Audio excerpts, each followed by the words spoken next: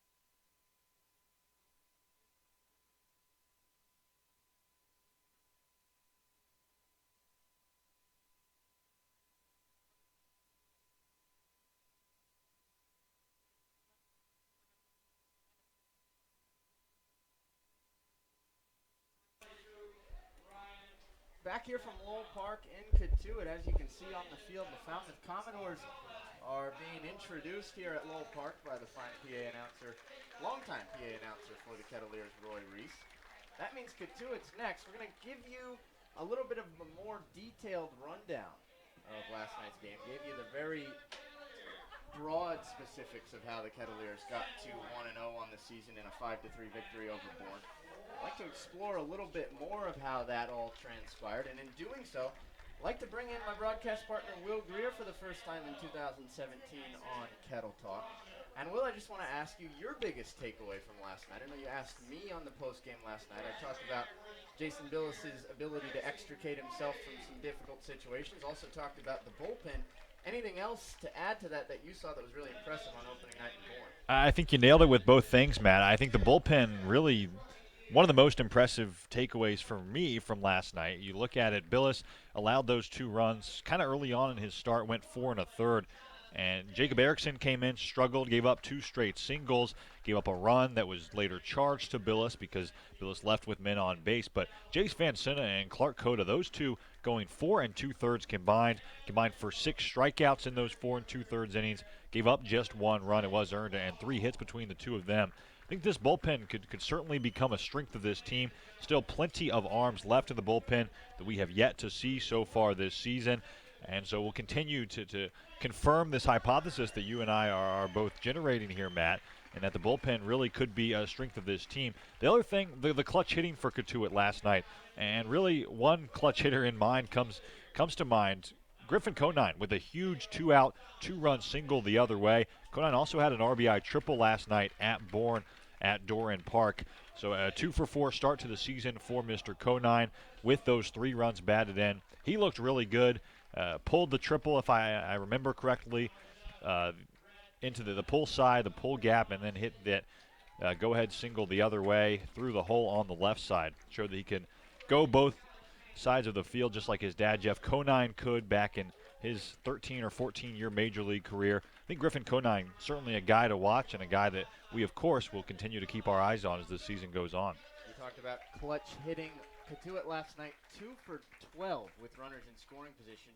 2 ways to look at that. Number 1, obviously you'd like to be a little bit better, but number 2, they had 12 at-bats with runners in scoring position. Had traffic on the base pass really all night long. Tim Cate was very good, the starter for the Bourne Braves, but Cotuit started to get to him as Cate tired a little bit in the 4th, and from the 4th inning on, Cotuit had runners on base in every single inning except for their last. Good point about Griffin Conine as well. Both of those big hits, Will, off the lefties. They brought in the lefty P.J. Poulin to face Griffin Conine with the game tied at 3-2 in scoring position. Conine came through in a lefty-lefty matchup. His triple was off of Tim Cate in a lefty-lefty matchup, and that's something that you really like to see from a slugger. Not just the ability to hit righties, the ability to hit a really tough left-handed pitcher as well. Yeah, all too often you see left-handed sluggers who are kind of like left-handed pitchers, very one-way kind of players. They have something that they do really well, and that's usually hit the other arm angle. What am I trying to say here? Usually lefty sluggers are quite good against righties, but obviously struggle against lefties. We saw Griffin Conine, as you said, Matt. I think that's a great point because he did hit 2 lefty specialists last night, and if he continues to do that, you wonder how Griffin Conine is going to make consistent outs on Cape Cod. A really good sign to see Griffin Conine hit those 2 lefties last night and, again, come through in the clutch with that go-ahead 2-run, 2-out single off of P.J. Poulin, the southpaw specialist out of UConn, who Harvey Shapiro brought in specifically to face Griffin Conine in that 7th inning. One final point, again, piggybacking off of what you said a couple minutes ago before we go to break. We talked about the good bullpen that Cotuit featured last night. Last year, the Cotuit Kettleers gave up a 3.81 cumulative ERA throughout the regular season. That was 7th in the league. They walked 184 batters. That was 10th in the league. Both of those corners appeared to at least begin to be turned last night for the Kettleer staff. We'll see if they can keep it going tonight against a Falmouth team that had a pretty good offensive night last night at home at Arnie Allen Diamond. We'll step aside one more time with the Kettleers almost completing their introductions here at Lowell Park. Come right back a little bit more on Kettle Talk in advance of first pitch on the Cotuit Kettleers Video Network.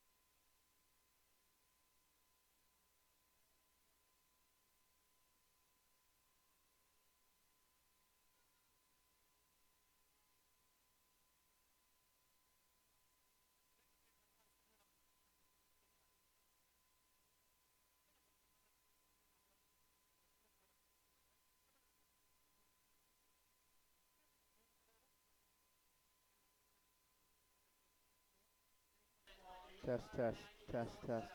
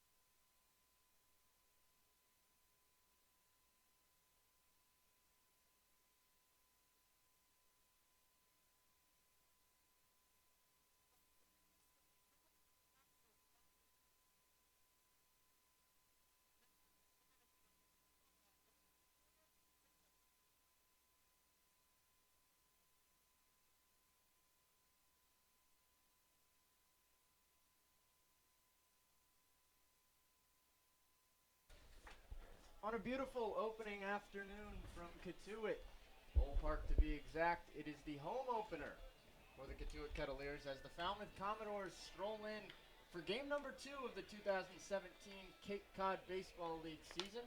Kettleers come in 1-0, Falmouth comes in 0-1. A bit of a reversal, at least through one game from last year's Cape Cod League West Division, and Kettleers will look to keep that momentum going tonight and try to pick up their second consecutive interdivision victory as they take on last year's Western Division champion. Matt Rigby be joined by Will Greer in a moment here with you on the Cotuit Kettleers video network in advance of home game number 1 in 2017. Mike Roberts and Jeff Trundy, the managers for Cotuit and Falmouth respectively, meeting at home plate and exchanging lineup cards, which means we're just about set for baseball here in Cotuit.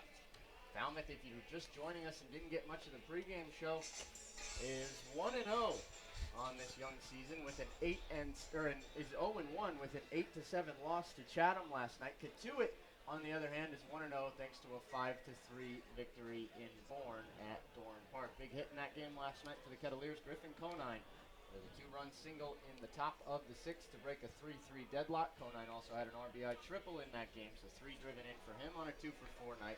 Kettleers hit the ball well, bullpen pitched really well. Clark Cota picked up a 6-out save in which he amassed 4 strikeouts.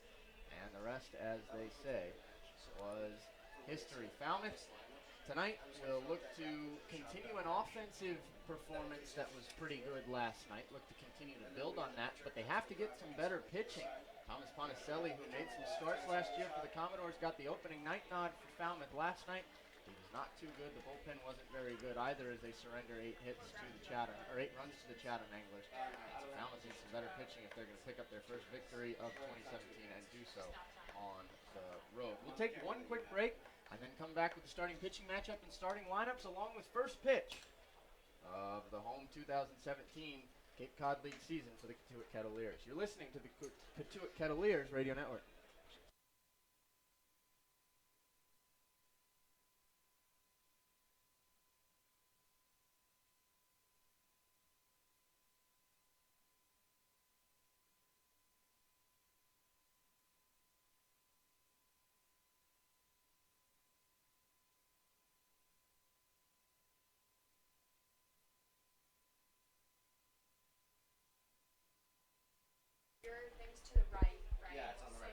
Back at beautiful, picturesque even, Lowell Park on this Thursday afternoon, June 15th, Game 2 of the 44-game Cape Cod Baseball League season. Just about ready to get set between Cotuit and Falmouth. Let's go over the starting pitching matchup here quickly as Cotuit starter Dylan King finishes up his warm-up tosses. King, a sophomore, just finished up his sophomore season for the Belmont Bruins, a high strikeout guy, made 14 starts for Belmont, a 4.07 ERA, and 108 strikeouts in those 84 innings that King pitched in his sophomore season. For Falmouth, they'll start another tall righty, James MacArthur. He's 6'7", King 6'4". MacArthur in his sophomore season started out really well, but then struggled down the stretch, had a 4.73 ERA when it was all said and done, and a 3-6 record. Starting lineups for both teams here quickly. Falmouth starting 9 looks like this. Logan Davison, the switch-hitting shortstop, bats first. Clayton Daniel, the left fielder, bats second. Alec Bohm, the right-handed hitting third baseman, bats third. Willie Berger, the second baseman, or the first baseman, I should say, bats fourth. Zeke Dotson, the second baseman, bats fifth. Marty Bakina, the right fielder, bats sixth. Austin Begar bats seventh. He'll do the catching. Jackson McGowan, the DH, bats eighth. And Dale Wickham will bat ninth. He will play center field. We'll have the Cotuit starting 9 for you in a few moments when they come up to hit in their half of the first. But now, for the play-by-play of innings 1 and 2 tonight, my broadcast partner, Matt Rigby. All right, Will, thank you very much. Logan Davidson, as you mentioned, strides in to lead things off for the Commodores. Lefty hitting shortstop from Clemson. Awaits the first pitch of the afternoon from Dylan King. The kick in the fire from King, and the pitch misses upstairs. It was a fastball, and it's 1-0 to Logan Davidson. Davidson, a highly touted switch-hitting shortstop at Clemson. Just finished his freshman year with the Tigers. Hit .286 with 41 driven in and 12 home runs. Takes a big rip at the 1-0 and comes up short. It's 1-1. Davidson started every game in 2017 as a freshman at Clemson. Multiple tools guy, power, average, and speed. A lot of scouts say he could be drafted in the first round one day. 1-1 to Davidson. Pitch misses low. No, actually caught the knees to Davidson, so it's ruled a strike by home plate umpire Mike Griffin, and it's 1-2. Mike Griffin has the balls and strikes tonight. Jay Dion at first, and Michael Finn at third, rounding out the umpiring crew in this home opener for the Kettleers. Dylan King looking for a strikeout here. Long set, and time is called by Davidson. Strikeouts are nothing new to Dylan King. He is a strikeout machine. Picked up 108 of them in 84 innings pitched this year at Belmont. The 1-2 pitch is swung on and missed by Davidson, and there is strikeout number 1 of the 2017 Cape League season for Dylan King. He gets Davidson on the high heater, and there's one away here in the top of the first. Matt, scouts raise their eyebrows when they see a strikeout to inning ratio, I should say, of 1-to-1, being a strikeout every inning you pitch. Again, Dylan King's numbers from his sophomore season: 108 punch-outs in 84 innings. Strikeout machine, maybe an understatement for King. Here's Clayton Daniel now from the right side. He takes a first pitch fastball on the outside corner from King. Some familiarity between Daniel and King. A couple of Ohio Valley kids. Dylan King made one start against Jacksonville State this year, as the 0-1 pitch tails low and away to Daniel 1-1. In that start, faced Daniel 3 times. Daniel went 2 for 3 against King with a pair of singles. Don't get that on other broadcasts, Will. You must have the Ohio Valley package on your DirecTV at home, huh? The 1-1 to Daniel, swung on and chopped back through the box, moving over the shortstop cone. Long throw deep in the hole, and he's not going to make it in time, as beating it out by about a step at first base is Clayton Daniel for what probably will be ruled an infield single.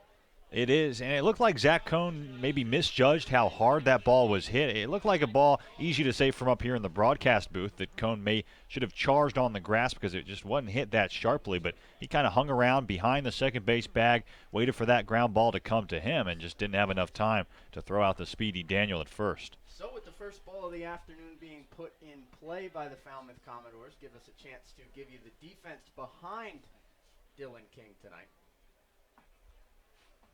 First, the 1-1 pitch to Alec Bohm, who's standing in now from King. From the stretch, and that pitch is a breaking ball that misses outside, 1-0. Left to right in the outfield for Cotuit, Kinnaman, Genista, and Conine, same as last night in Bourne. Right side of the infield is the same as well, with Akeo Thomas at second and Mitch Bigross at first. But the left side is a tad adjusted. Zach Cohn, who we just mentioned, is at short. John Cresto gets his first start of the year at third. 1-0 pitch to Bohm, misses low and away, 2-0. Reason being for all that, Terran Vavra, who took that ground ball right on the chops last night in Bourne. It was a mean hop at Doran Park on a high school field, as Will aptly noted in Bourne. Vavra suffered a concussion. He'll be out for 7 days at the minimum. So Cone slides back to his natural position at short, and John Cresto's plugged in. 2-0 pitch to Bohm. Fastball on the outer corner at the knees for a strike, and it's 2-1. Alex Bohm from Wichita State, the Omaha, Nebraska product, Roncalli Catholic High School. You sound familiar. If any Crimson Pride fans are listening, there's your shout out. Long set here for King. Now the kick and the pitch. 2-1 is a check swing, no swing, but a fastball on the outside corner nonetheless, as ruled by the home plate umpire Mike Griffin, and so King is back even in the count at 2 balls and 2 strikes. Bohm with a lot of power.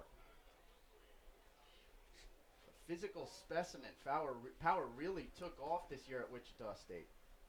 Hit 11 home runs this year for the Shockers after 6 in his freshman season. It's in a 2-2 count here. The pitch tails high and away, and Martellini snaps a pitch back down, or a back throw down to first. Not in time, and the count goes full. It's a back pick. It's a throw behind the runner. We're getting it. Back throw works for me as well. Back throw. Yeah, a snap throw. That's what we heard last night, right? Believe so. Snap throw. Call it what you want. You described it well. Full count here now to Bohm. Payoff pitch, runner goes. Pitch is on the outside corner, strike 3. Throw down to second, gets away from Cone. And so we've got our first stolen base of the afternoon as Daniel is awarded second base. But now we've got interference called by the home plate umpire Mike Griffin, so wipe all of that off the board. The batter is out, and the runner advancing to second is out as well. A little bit of an inconspicuous ending to the top half of the first inning here at Lowell Park in 2017, but the Kettleers will take it nonetheless. No runs on 1 hit, no errors, and nobody left in the top of the first. Went to the home half on the Cotuit Kettleers Radio Network.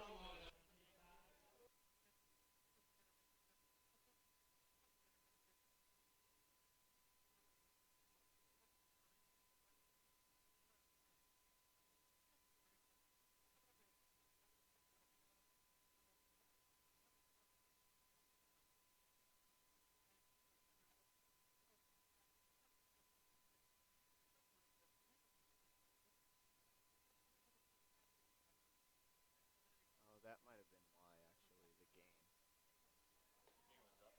No, my game was here. Yeah. Yeah. And then mine was all the way up. Let's put it back in the same port so we remember.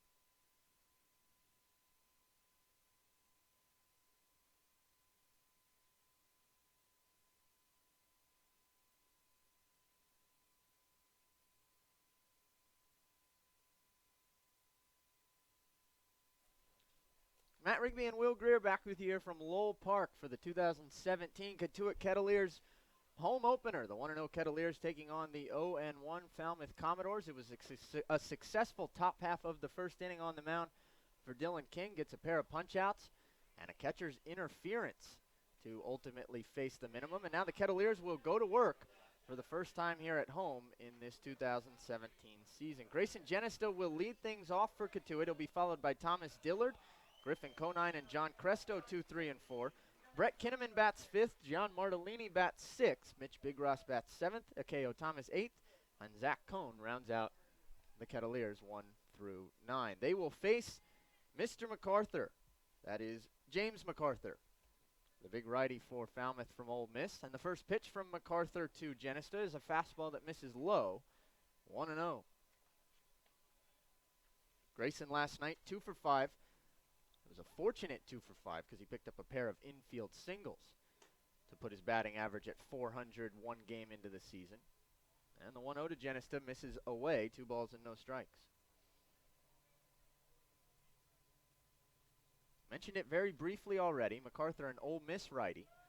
At least that's where he plays his college ball. He's a Falmouth righty now, I suppose, as the 2-0 misses outside to Genesta and quickly racing in a hitter's count, and MacArthur falling behind.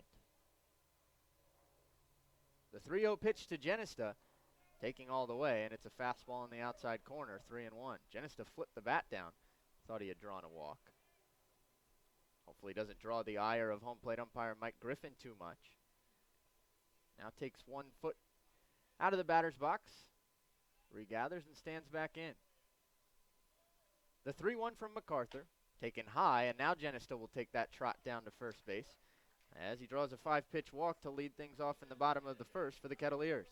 To your point, Matt, about maybe drawing the ire of home plate umpire Mike Griffin, Genesta had some words for Mr. Griffin after that 3-0 strike call. I think there's a big difference between checking with an umpire to see where a pitch was and telling an umpire that a pitch was outside or inside a ball, whatever you have it. At that time, it looked like Genesta was just checking and making sure that he understood the strike zone from Griffin. So here's Thomas Dillard now. First pitch to Dillard misses away. And it's 1-0. Dillard last night, 1 for 5.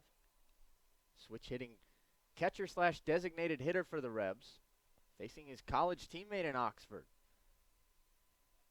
Genesta, nice lead from first, not running. Dillard takes a big rip at the 1-0 and fouls it back off the fence. It's 1-1. Looked like the plus fastball there from MacArthur. And the radar gun at Lowell Park. Yes, that's right, the radar gun. The only one that we can remember in the entire Cape League, having done some games here last summer. Registered at 90 on that MacArthur fastball. From the stretch, spin and a throw over to first by MacArthur, but back in time is Genesta. Saw 93 a few pitches ago from MacArthur, so that's the high mark so far. We'll be monitoring that all game.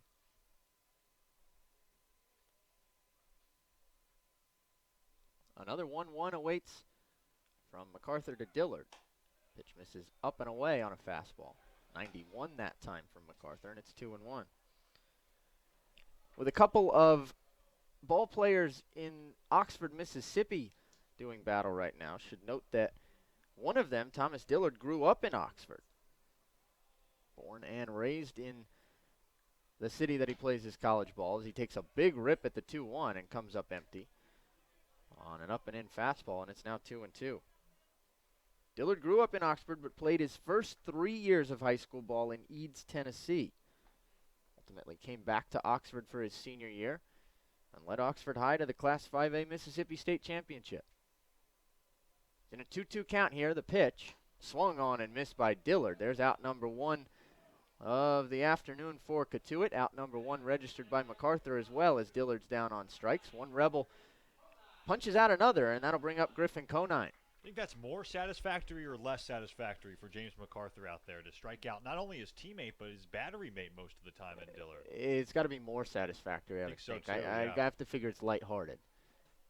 Now, you advance forward in the summer a little bit, a guy's hitting 150 or something, then it might just be adding insult to injury. But for now, I'm sure they'll have some laughs after.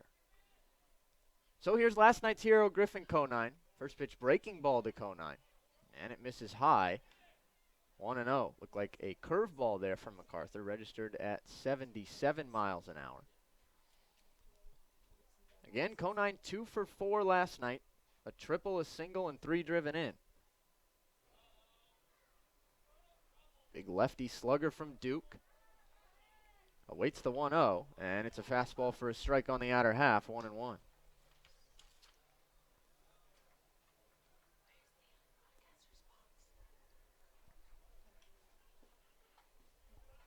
Conine steps out, now stands back in.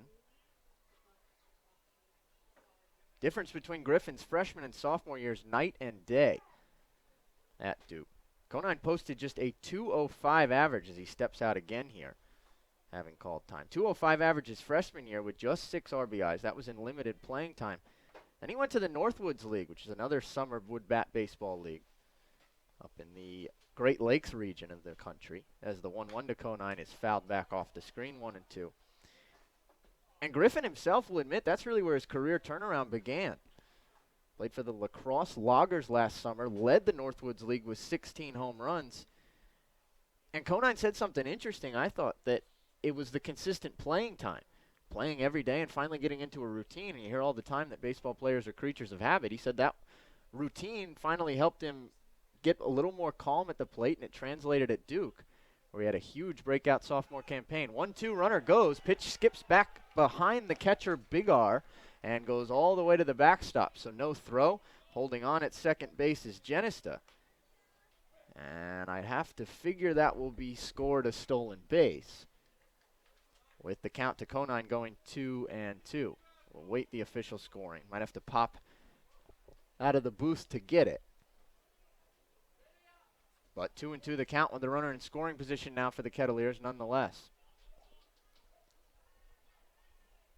Runner was going, had a good jump.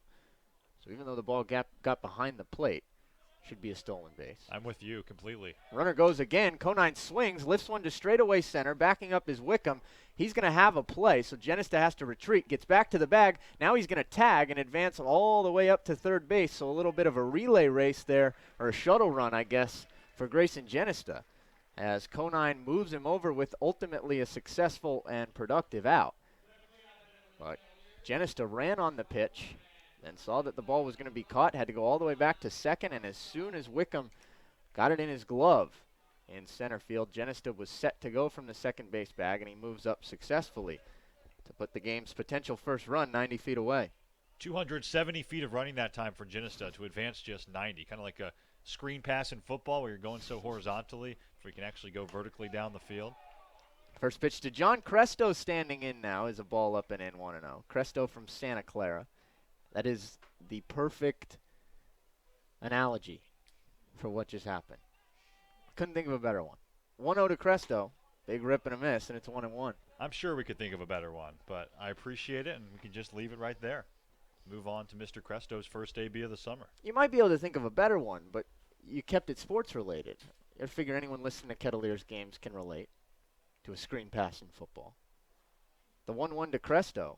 Fouled back over the fence here at Lowell Park, and it's 1-2.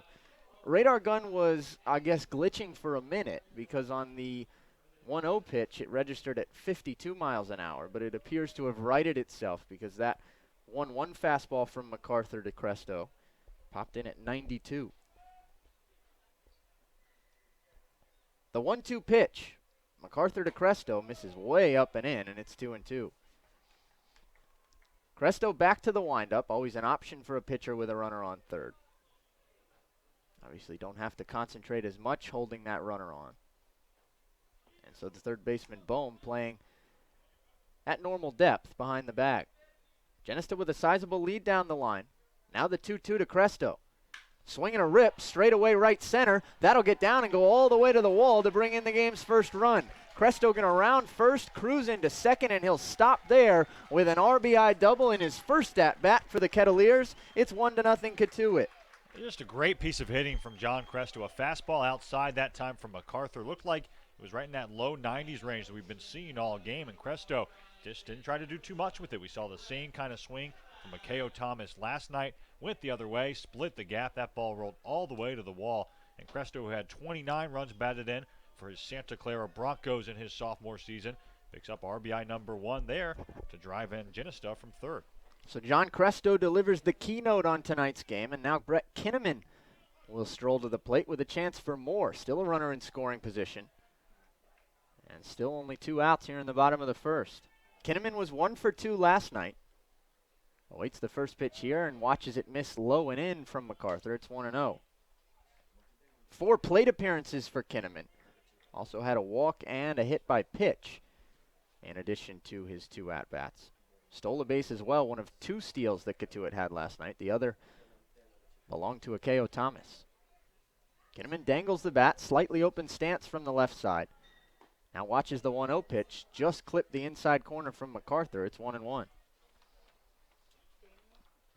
A little bit more on MacArthur. He was the Saturday night starter for the Rebs to begin his sophomore season, then suffered a forearm strain, a very minor one from what we could tell, but a forearm strain nonetheless as he spins and wheels a throw to second base rather, but back safely a little bit more closely than he would like to be is Cresto. Anyway, came back from that forearm strain, did MacArthur, but came back as the Friday night starter for Ole Miss. So still a weekend guy, still building his career at Ole Miss. Weekend starter as a sophomore at an SEC school, I'm sure he'll take it. The 1-1 to Kinnaman, fastball misses away, and it's 2-1.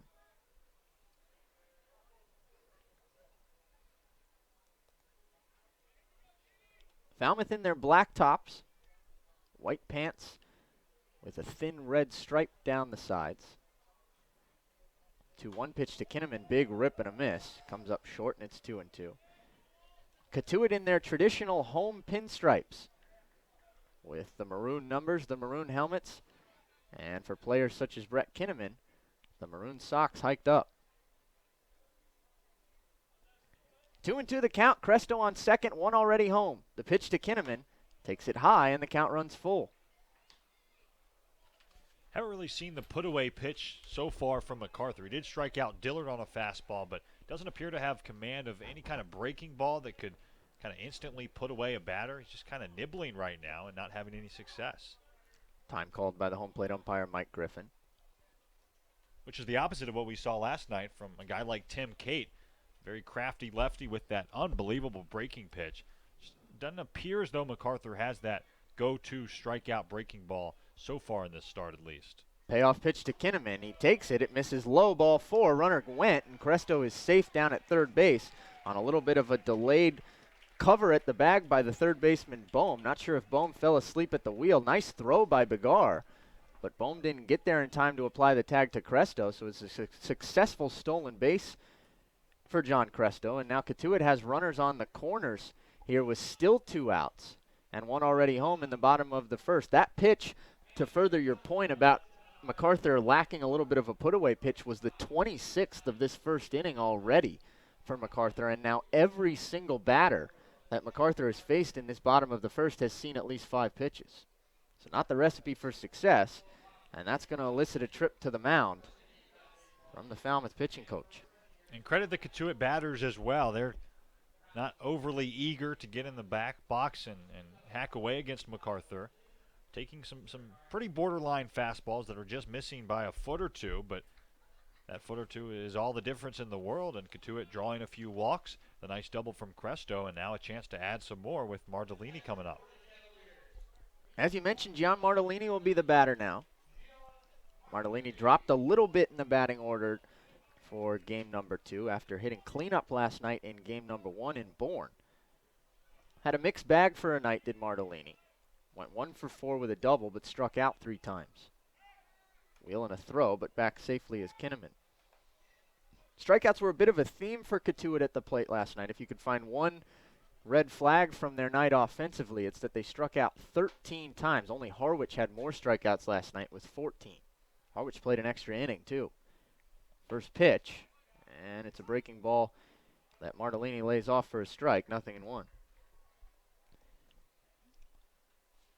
Helping to contribute to those 13 strikeouts, 21 swings and misses last night for the Kettleers. The 0-1 pitch misses up and away to Mardellini, 1-1. A lot of that was a Tim Cate issue. Tim Cate was really good to begin, but you got to give the Kettleers credit because they waited out. They were very patient with Tim Cate and got to him just as he was reaching the end of his line in the 6th. 1-1 the count to Mardellini. Long set in the pitch. Big rip and a miss by Gian. And the count goes to 1-2. So all things considered, after a laborious inning from MacArthur, if he can get himself out of it allowing just 1 run, you'd have to figure he'd feel pretty good about it. However, in order to do that, he's got to make one more big pitch. Runners on the corners.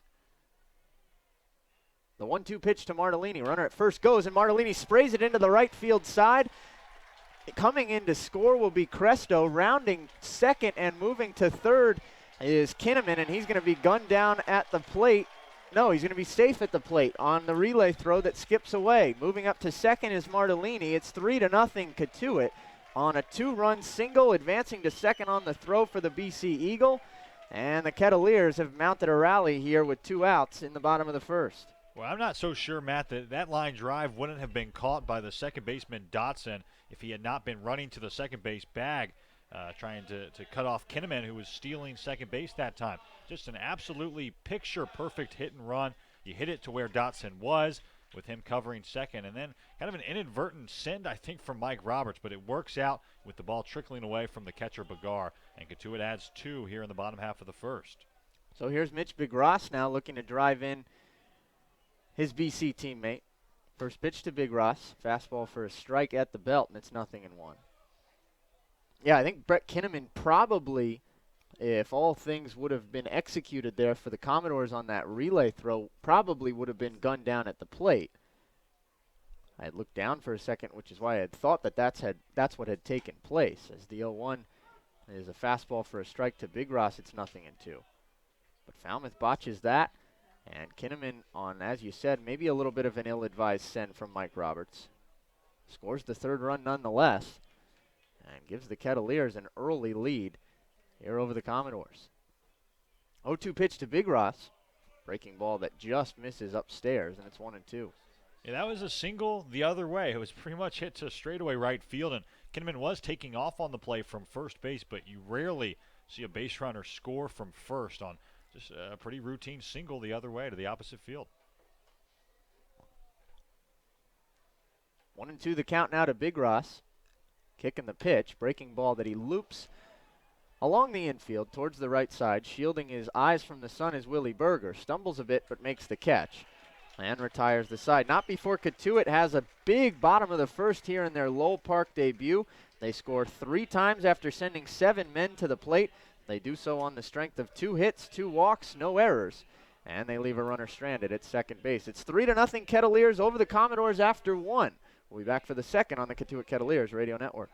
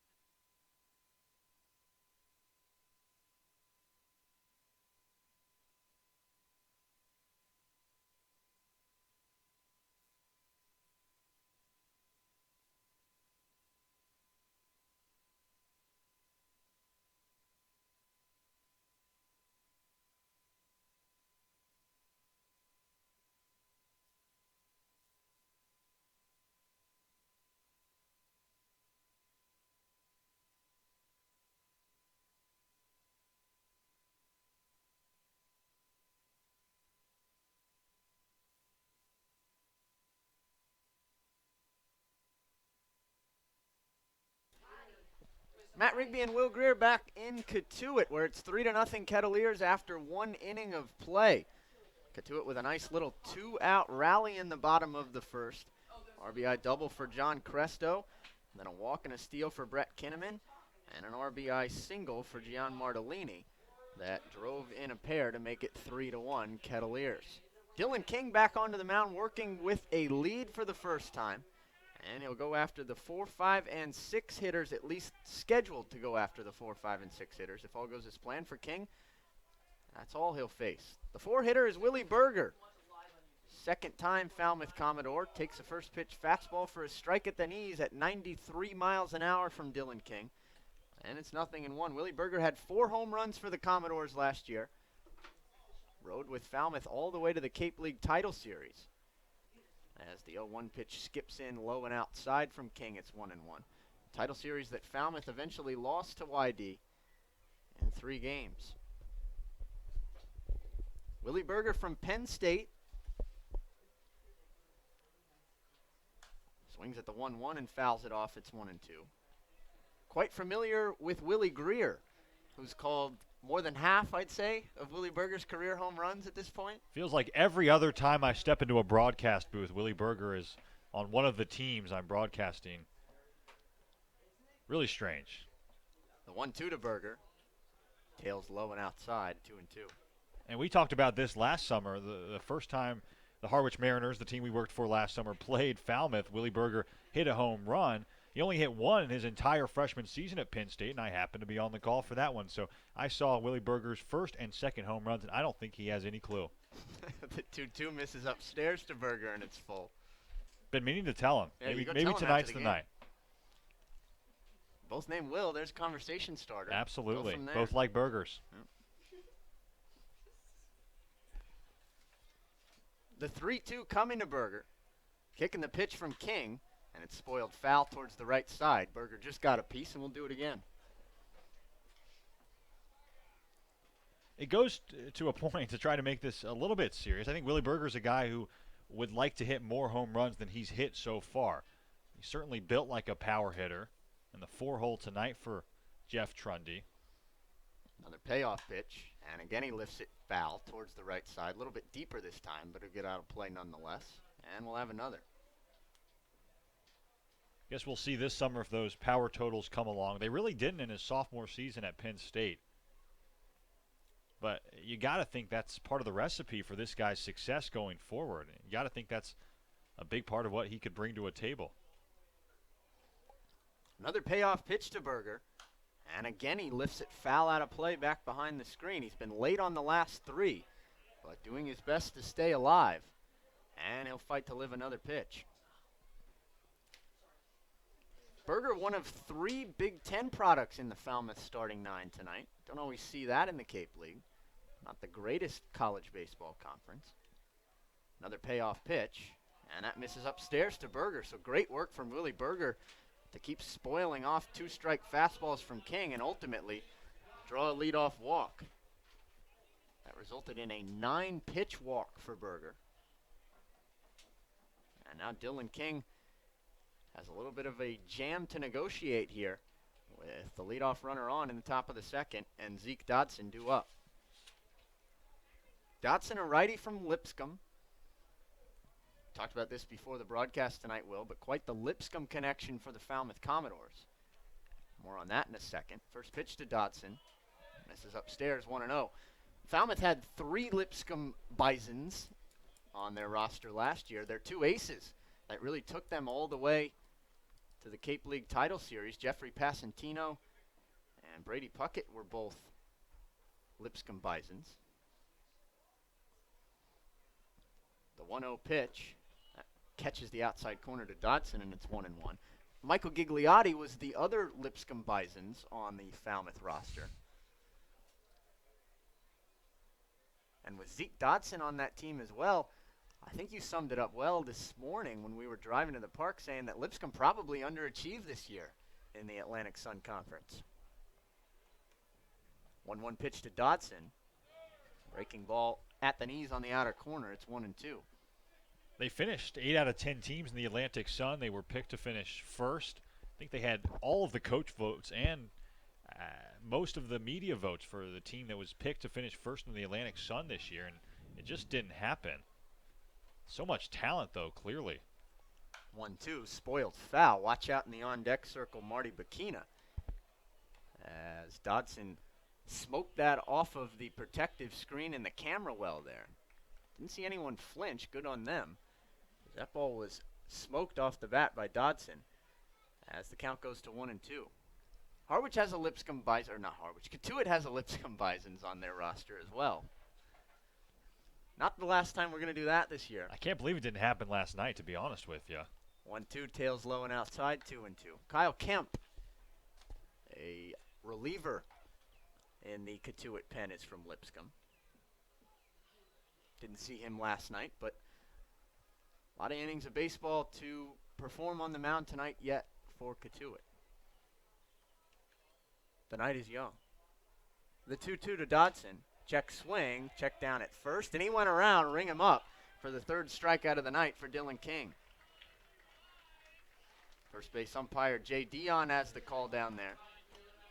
He had the best vantage point. And Dylan King picks up his first out of the top of the second. So here comes Marty Bikina, the second Big Ten product to appear at the plate so far tonight for the Falmouth Commodores. Bikina plays his college ball at Michigan State. First pitch to Bikina, fastball for a strike at the knees, 0-1. Bikina had a nice night last night for Falmouth, went 3 for 4. Had a home run, a double, and 2 driven in the 7-run offensive output for the Commodores. Ultimately too short were the Commodores, though, as they lose 8-7 to Chatham. A 1 pitch to Bikina, that misses upstairs, and it's 1-1. Bikina, tough as nails, played high school football and high school baseball, plays baseball kind of like he plays football. He'll barrel into a guy at second base. He said he's unafraid to do that. But perhaps more importantly, tough as nails because he was raised by a pair of Chicago cops. As the 1-1 catches the outside corner 1-2. And I don't mean just your desk cops who, I don't know, or your regular run-of-the-mill Traffic cops. Traffic cops, thank you. I mean undercover cops, homicide cops, from everything I read anyway. Manning the mean streets of Chicago where Bikina grew up. The 1-2 pitch skips behind Martellini all the way to the backstop. And so scampering up 90 feet to second base will be Berger.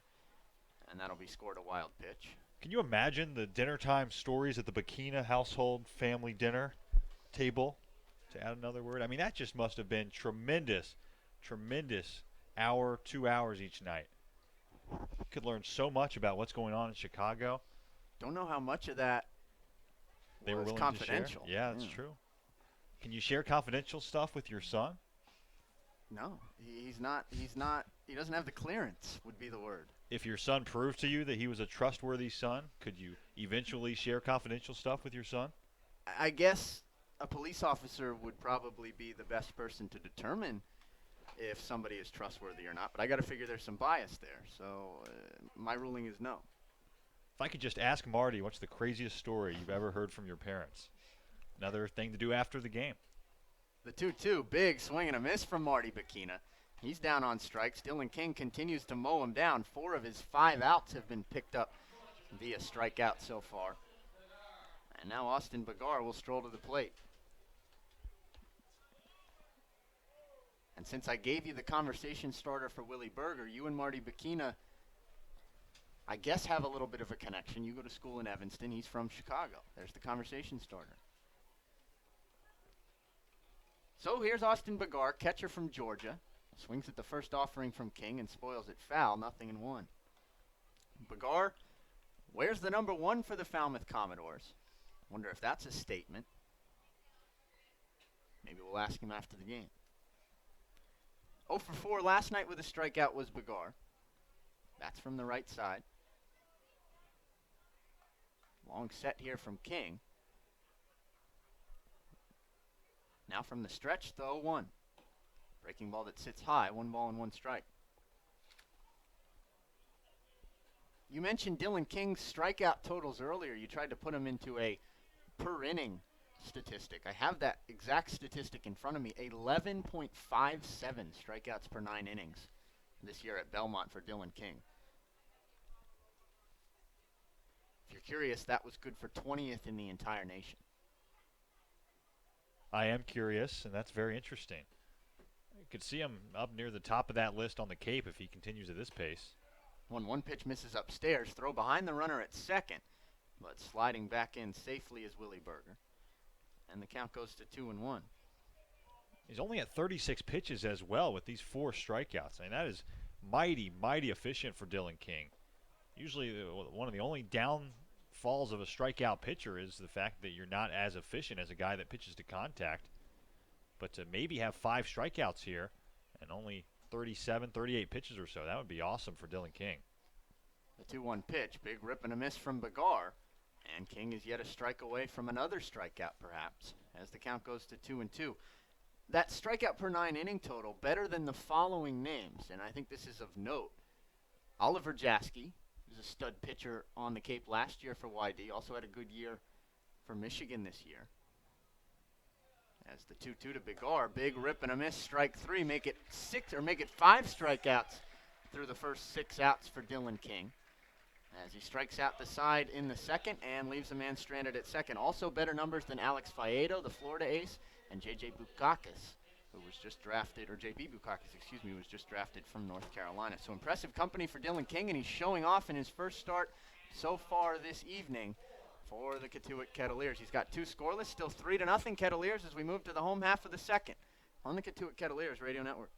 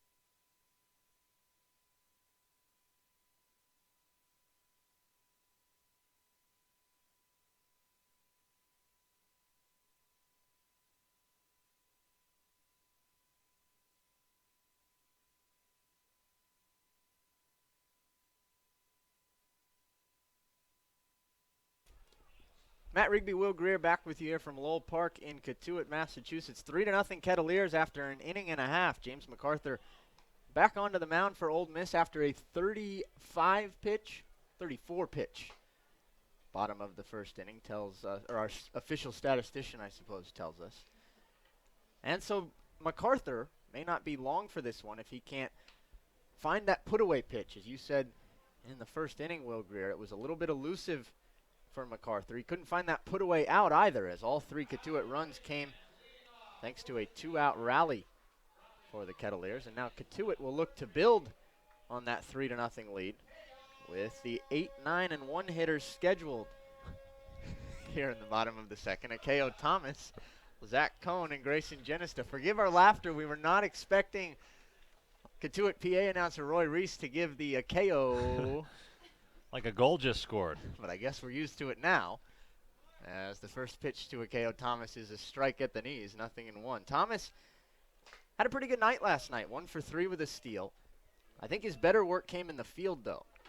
Showed off that he's quite prolific with the glove. The 0-1 swung on and lifted into the left center field gap. That'll split the outfielders, and he'll go all the way to the warning track. Thomas with some good speed, going to round first and cruise into second, where he slides in safely with a leadoff double. Man, I was going to say before the at-bat, I promise this thought was in my head before the leadoff double, that Akeo Thomas for James MacArthur has got to be one of the last guys in the world he wanted to face. A high-contact, high-average hitter.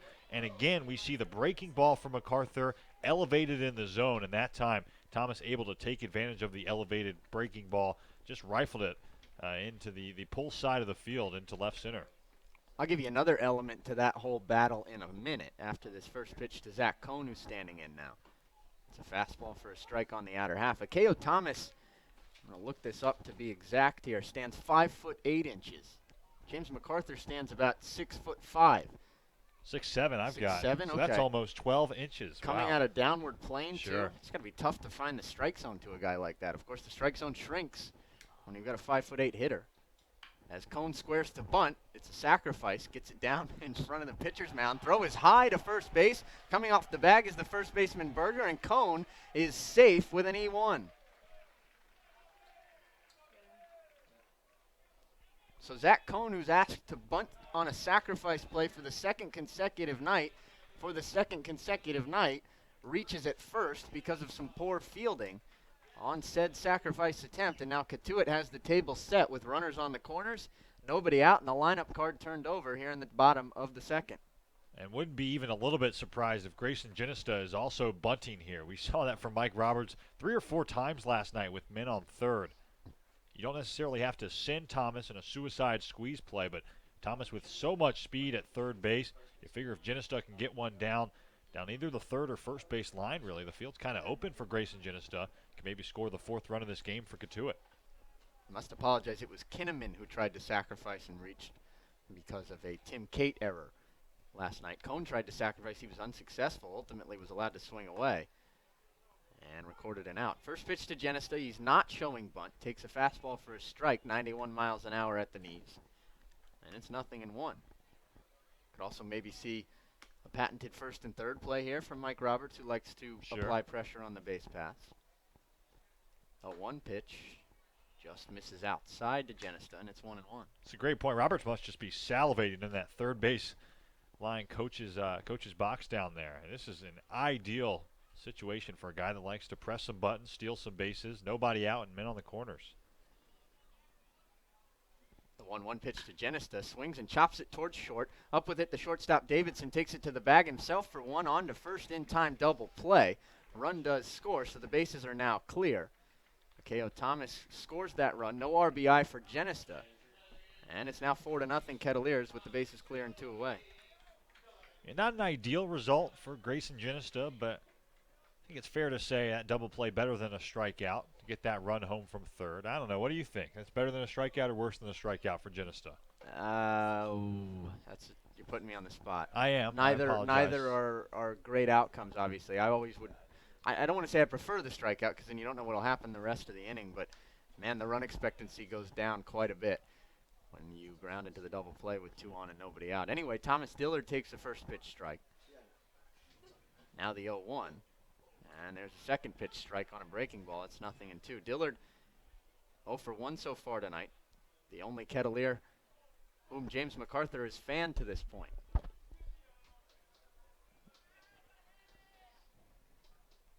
The 0-2 to Dillard.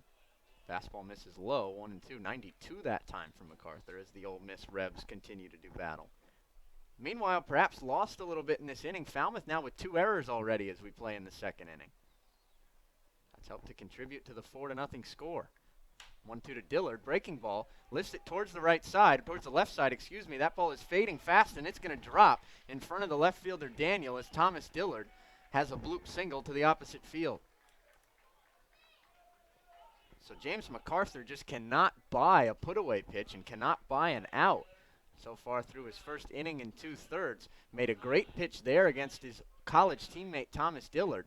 Dillard just fought it off and placed it perfectly, almost like he was using a pitching wedge right in front of the left fielder Daniel.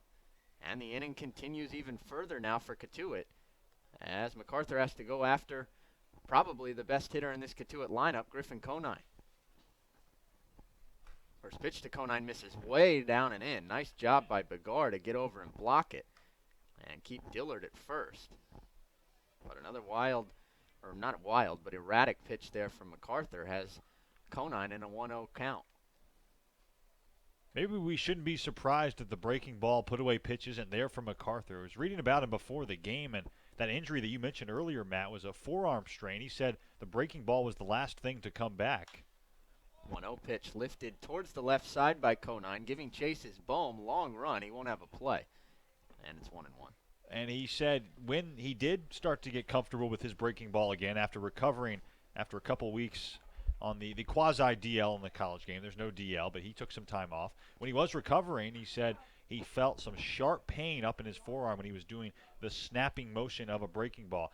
I didn't ever pitch. Not going to lie and say that I did, but from what I know, it is a different throwing motion, a different kind of arm slot when you're throwing a breaking ball versus a fastball. And it's interesting that he might still maybe be a little tentative when throwing that breaking ball because he's been elevating quite a few, and it's hurt him so far in this start. 1-1, runner goes. Conine swings, knocks it through the right side and into right field for a base hit. Dillard's going to round second and go to third. It's a successful hit and run for Griffin Conine. Now the ball goes over the cutoff man on the relay throw from Bakina, but a good job backing up there by MacArthur. That'll keep everybody put, but the inning continues even further as Griffin Conine picks up his first hit of the afternoon. Second time that Cotuit has successfully executed a hit and run with 2 outs, second time in as many innings. And now once again there are runners at the corners for the second different time this inning. With John Cresto, who's already got an RBI double in this game, the batter due up. Lefty warming in the Falmouth bullpen. You got to figure if Cresto is successful here, it could be game over for MacArthur this afternoon. Dillard, the runner at third, Conine at first. First pitch to Cresto, misses up and in, 1-0. Falmouth infield shaded a little bit in an expectancy perhaps of John Cresto to pull. Second baseman Dodson closer to the pull side than the opposite field side, but not an exaggerated shift. 1-0 pitch to Cresto, big rip and a miss. 86 on that fastball that was elevated from MacArthur. And the count's at 1-1 to Cresto. Third baseman Bohm playing behind the bag. Berger holding on Conine at first. Big hole towards the right side. Should Cresto want it? Runner goes. That's Conine down to second. Bluffing the throw is Begar. There was that first and third play. Begar decided not to make the throw, and so Conine just cruises over with a gift of a stolen base, as there are now two in scoring position with two out for Cresto, and a chance for two more ribbies now. Checking the scorebook, that is the fourth stolen base already this afternoon through the first inning and 2/3 for the Kettleers. 1-2 pitch to Cresto. Swings and spoils it foul back behind the fence, and we'll do it again. Again, Cotuit stole 3 bases last night. That was tied for the most of any team in their Cape League opener last night. They were 3 for 4. Now 4 for 4 tonight, so make it 7 for 8. The 1-2 pitch to Cresto. Swings and fouls it off again. Here's that elusive out pitch. One more time coming back to bite James MacArthur.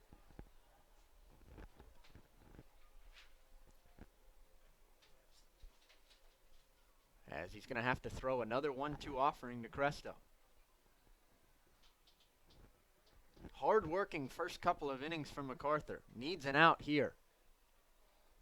Gets the sign from Begar, now comes set. From the stretch, the pitch.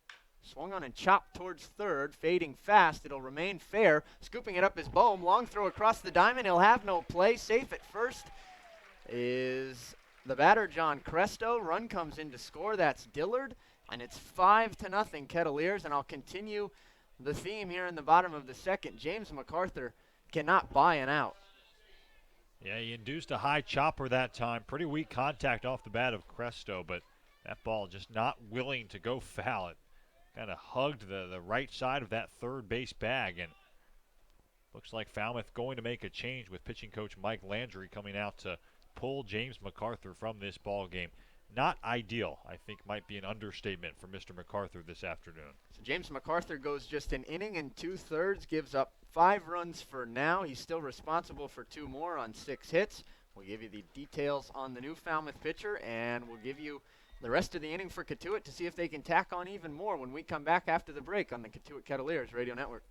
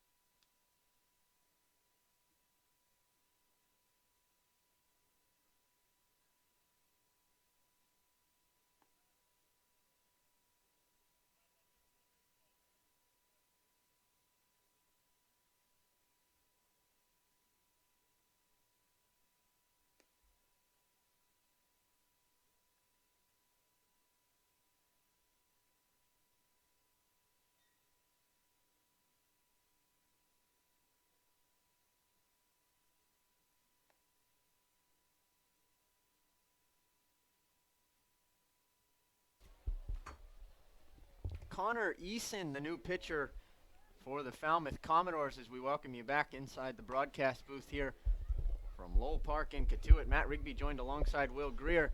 And if you're just joining us and you're a little bit confused as to why there's a new pitcher just 54 minutes into this ball game, it's because the starter for Falmouth, James MacArthur, just did not have his quality stuff tonight.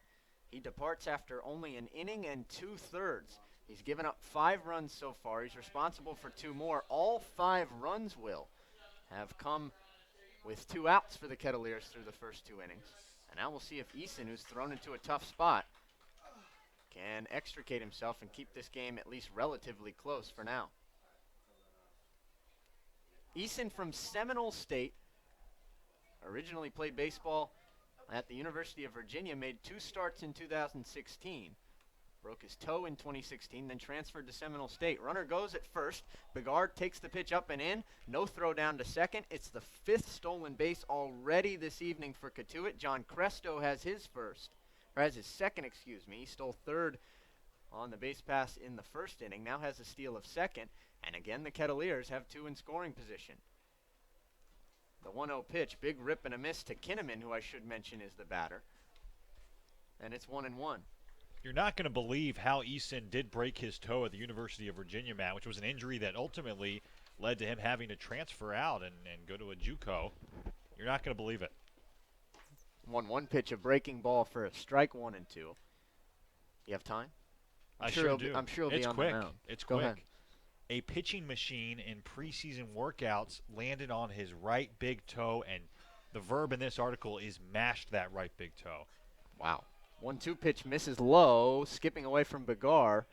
Runner at third, Conine had half a mind, went about a quarter of the way down the line, but thought the better of it.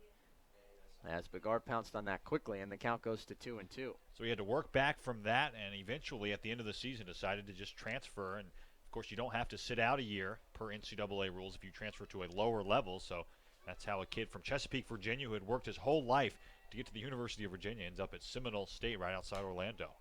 2-2 pitch swung on and fouled by Kinnaman right off of home plate umpire Mike Griffin's mask. Griffin takes a knee as that one caught him flush in the face, and the Cotuit trainer is going to have to come out for a look. We'll step aside, come right back on the Cotuit Kettleers Radio Network.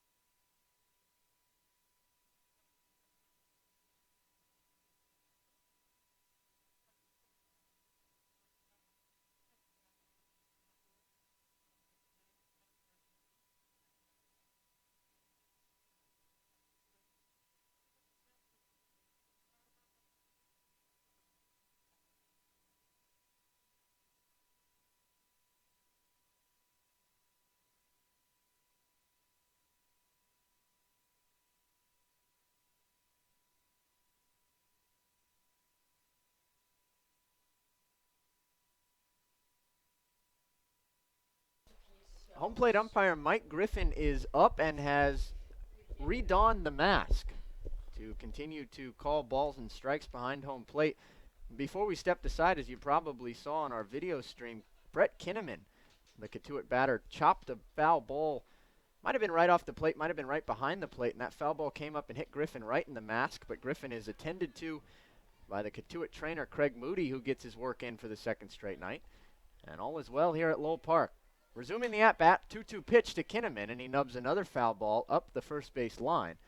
But it trickles foul towards the grass in front of the Falmouth dugout and to the right of that first base path. And so Kinnaman will do it again.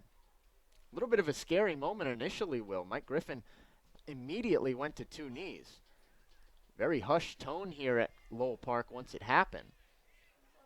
But Griffin got a nice applause from the Cotuit faithful once he popped back to his feet. And he looks set to go once again. Meanwhile, 2 in scoring position, 2 already home for the Kettleers. 2 outs and a 2-2 count here in the bottom of the 2nd. That's Deuces Wild. The 2-2 swung on and looped foul. Begard ditches the mask. Thought he had a play, but it gets back behind the fence, and we'll do it one more time.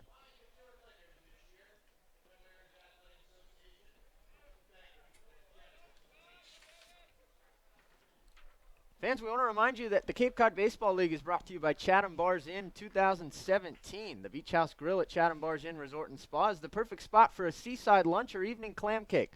Proud member of leading hotels of the world. Another 2-2 pitch to Kinnaman. Misses up and in, full count. We headed to Chatham Bars Inn after the Tomorrow. game. Clam bake. We'll be there tomorrow. We're in Chatham for the first time. We are in Chatham. Maybe a 4 p.m. clam bake before we head over to Veterans Field. Absolutely, at the Chatham Bars Inn Resort and Spa. Payoff pitch to Kinnaman on the outside corner, strike 3, and at long last, the inning comes to an end. Not before the Kettleers add 2 more runs, though, on the strength of 4 hits, 1 error, and they leave a pair. We'll move to the third, 5-0 Cotuit in their home opener after 2 on the Cotuit Kettleers Radio Network.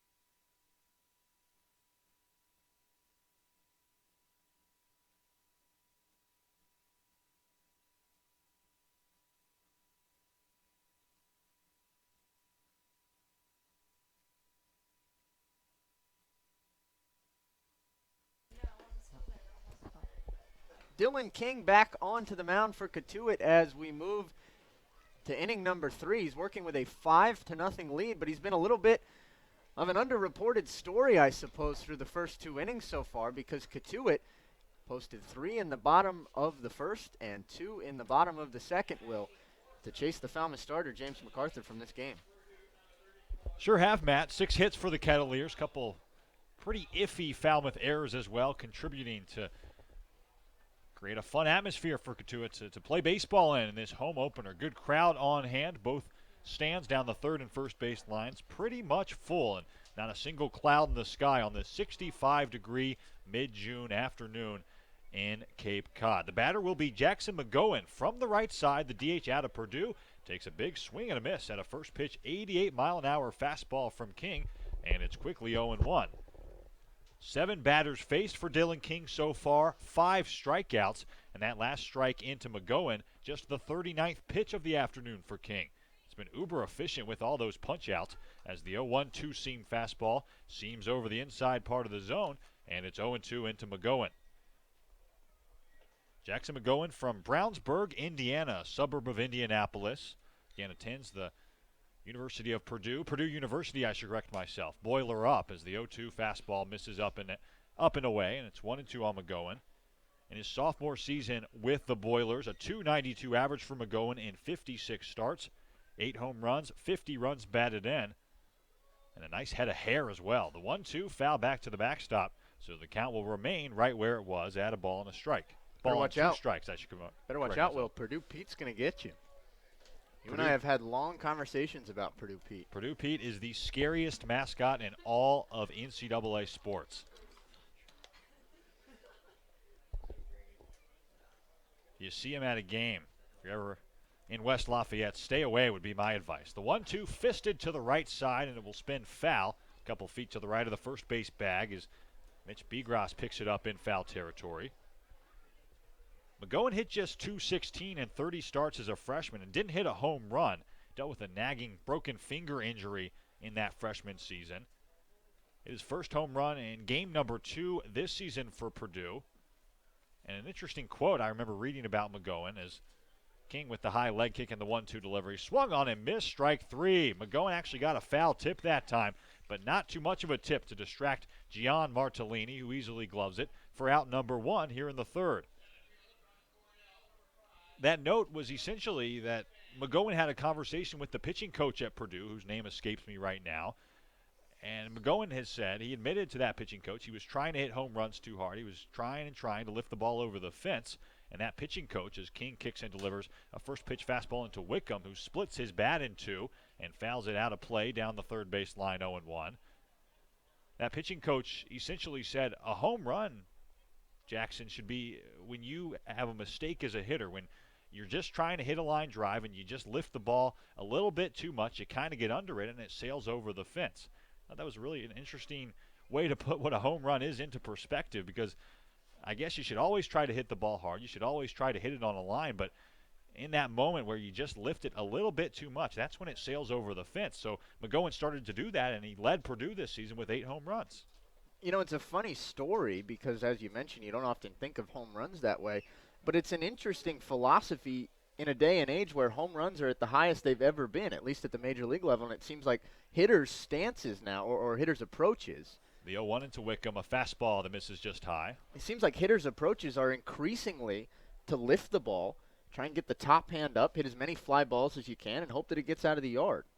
Chris Bryant obviously comes to mind. That's a guy who was taught from the age of 5 that he should lift the ball every time and have a mighty big uppercut to his swing as the 1-1 misses inside and low. It's 2-1 on Dale Wickham.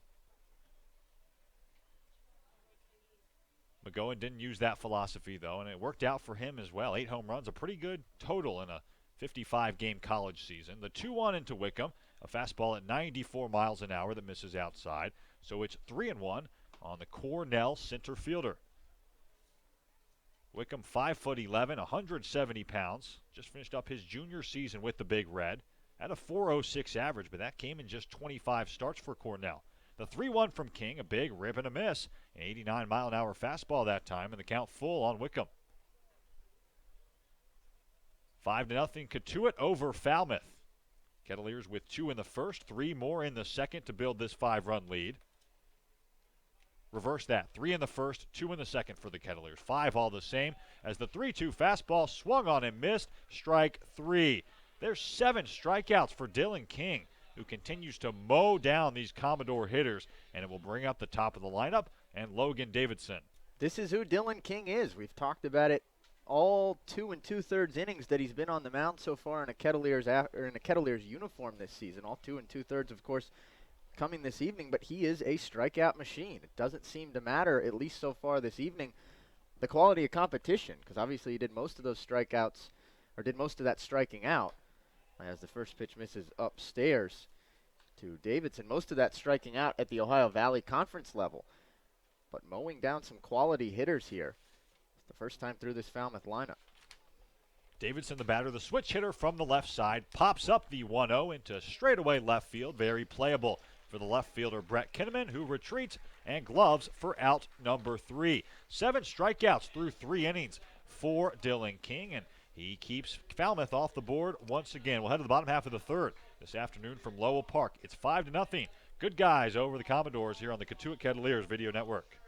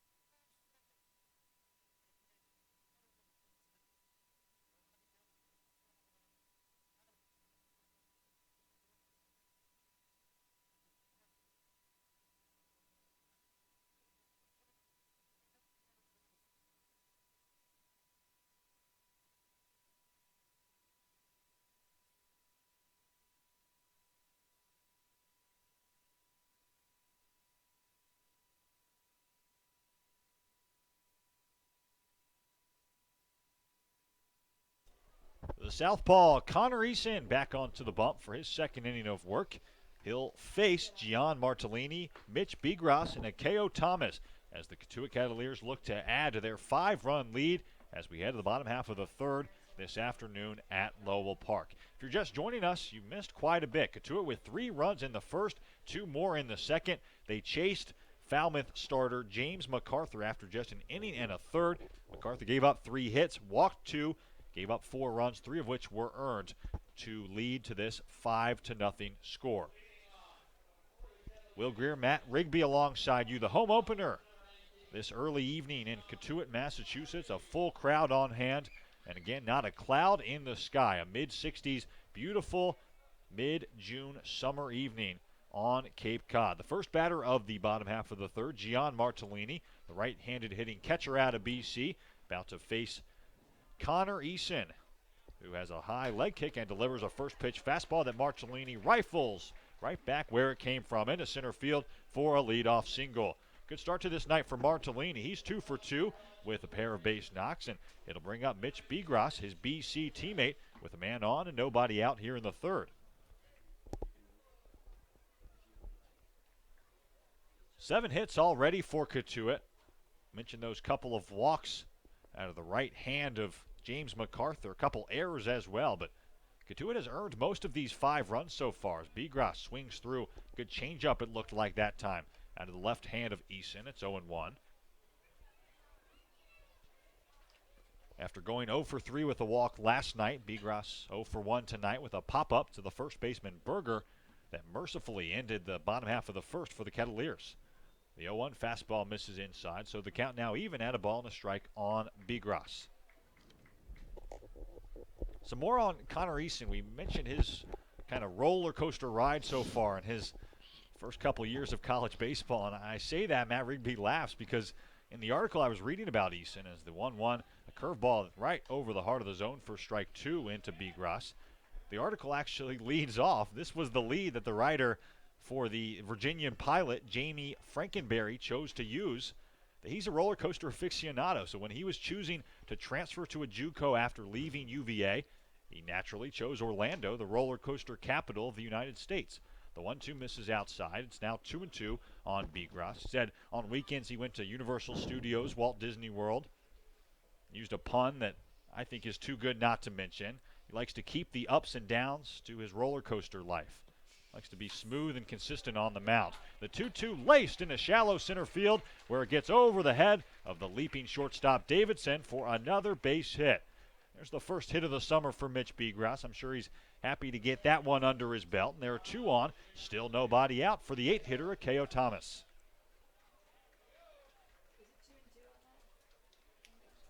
Keep the ups and downs to roller coasters instead of life. That was the line.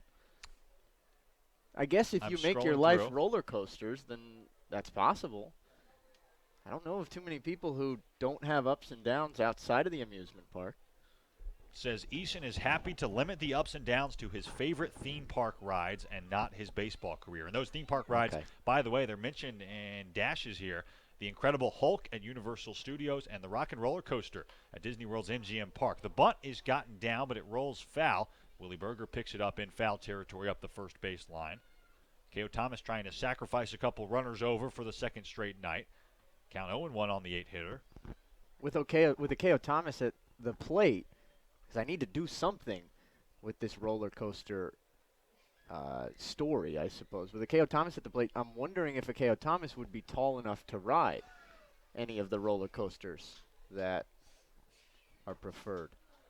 0-1 changeup misses just low at 87 miles an hour from Eason. The count even at a ball and a strike. We can check that.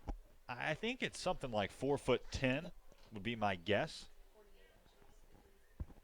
We're told 48 inches by our... Which would be 4'0" by our official statistician. 1-1. Thomas shows bunt. The fastball gets by the catcher Begar to the backstop, and that'll do the job of a sacrifice bunt. It moves both runners, Martellini from second and Begras from first, up 90 feet apiece. 2 in scoring position, a 2-1 count, 5-0 ball game here in the third, and we'll see if Thomas still bunting with 2 ducks on the pond.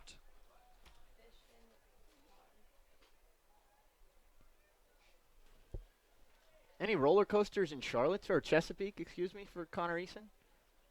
The 2-1, Thomas takes a good changeup, 2-2. Not that I know of. Because I'm curious, how do you foster Sure. that love if you don't grow up around roller coasters? Busch Gardens, a popular theme park, is in Williamsburg, Virginia, which is probably about 45 minutes to an hour away from Chesapeake. And Eason next year is attending South Florida in Tampa as the 2-2 misses again low. Bagar has it trickle a few feet away from him, but now he picks it up. 3-2 on Thomas. That has Busch Gardens Tampa, an African-themed theme park, as the throw back to Eason gets into the outfield, but play called dead. I believe they switched out baseballs, so that's why play was called dead by home plate umpire Mike Griffin. Mercifully for the Commodores. Yeah, that would have been bad.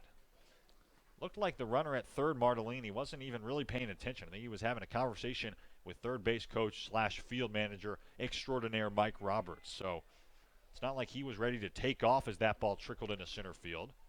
No harm done for either side, and we'll reset here.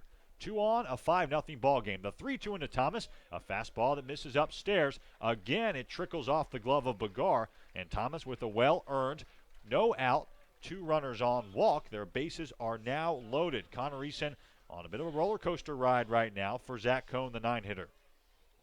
It's too easy. I had to do it. It's like he's going up the chain slowly, slowly, slowly. I guess he wants to come down. Maybe you stick Connor Eason up at the top, where they do repairs up where a roller coaster comes down. You always see those steps up on the side as you're going up. I think that would be the metaphor right now, but maybe I should just We need to stop get this with back the roller on the coaster rails. metaphor altogether. Need to get it back on the rails. Zach Cohn tonight 0 for 1. He reached via an error, and he looks at a slider that didn't quite break. Misses upstairs, and the count quickly 1-0 on Zach Cohn with nowhere to put the Duke Blue Devil. Cohn last night 1 for 4 with a single. Tonight 0 for 1, but again, he did reach base via the error by MacArthur. The 1-0 into Cohn, a fastball that misses high, and Eason really struggling now behind the count 2-0. And again, the bases full of Cotuit Kettleers. Eason takes his cap off, goes to walk around behind the mound, trying to regroup out there. Nowhere to put Zach Cohn. And Cohn, not exactly your prototypical 9-hitter, guy who can certainly drive in runners. He finished up his sophomore season at Duke with 28 runs batted in, 291 average. The 2-0, a fastball that misses high, 3-0. We talked about this a little bit last night with Jason Billis. These balls right now from Connor Eason, not competitive balls, just really nothing that Zach Cohn has to do up there. Very easy takes for the right-handed slugger. 12 out of 24 Eason pitches have missed now. The 3-0 in from Eason, a fastball that misses outside, ball 4. Waited for a second to see if Mike Griffin was going to get a courtesy strike call that time, but it never came. An RBI walk for Zach Cohn.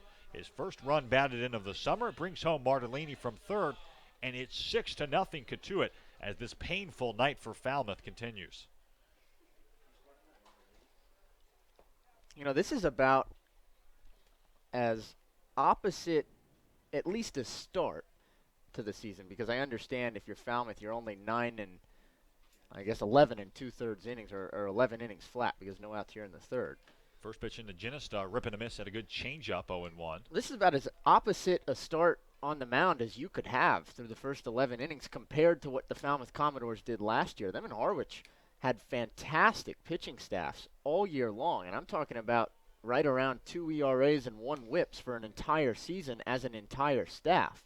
Haven't seen that the first 2 nights so far from the Commodores. 0-1, a good breaking ball that time in the dirt, but Ginesta swinging out of his shoes that time. He misses everything, and it's 0-2. And I understand that obviously there's going to be roster turnover every single season up here on the Cape, but one thing we learned last year is there are some things that remain constant. A lot of coaching staffs remain constant. Jeff Trundy's been at Falmouth for a long time, and working with pitchers is a matter of coaches usually. The 0-2 breaking pitch that Ginesta spoils that time. A nice pitch from Eason. Still 0-2. So again, I know it's early, but it'll be interesting to see how that develops as this continues, or this season continues, at least the early portion of it, because this has just not been Falmouth-like, at least compared to what we're used to on the mound from the Commodores. Something that I remember so vividly from last season, we mentioned him a couple times last night, but Steve Gruenberg, the pitching coach for the Harwich Mariners last summer, who coached that 2 flat ERA for a whole summer, which is just an unfathomable number. The 0-2 into Ginesta. Fastball outside corner, strike 3. There's the first out of the inning, mercifully for Connor Eason. Bases still full of Kettleers with 1 gone. he said one of the big things that you have to do as a pitching coach up here is not actually coach, which is very backwards thinking, but you think about it, all these kids are so talented that sometimes it's just about leaving them alone and letting them go out there and pitch. He said sometimes guys get overcoached as the infield comes in for Falmouth, get overcoached in their college game, and you just try to tell a kid too much, and it messes up his natural potential. The first pitch into Thomas Dillard, a changeup that misses just low. It's now 1-0. Up the middle, they now go back into double play depth to the shortstop Davidson and the second baseman Dotson, but still Bohm and Berger in at the corners trying to cut down a run at the plate here. 6-0 Kettleers. One out here in the third. The 1-0, a changeup at 86 miles an hour that misses low and outside. So the count now 2 balls, no strikes on Dillard.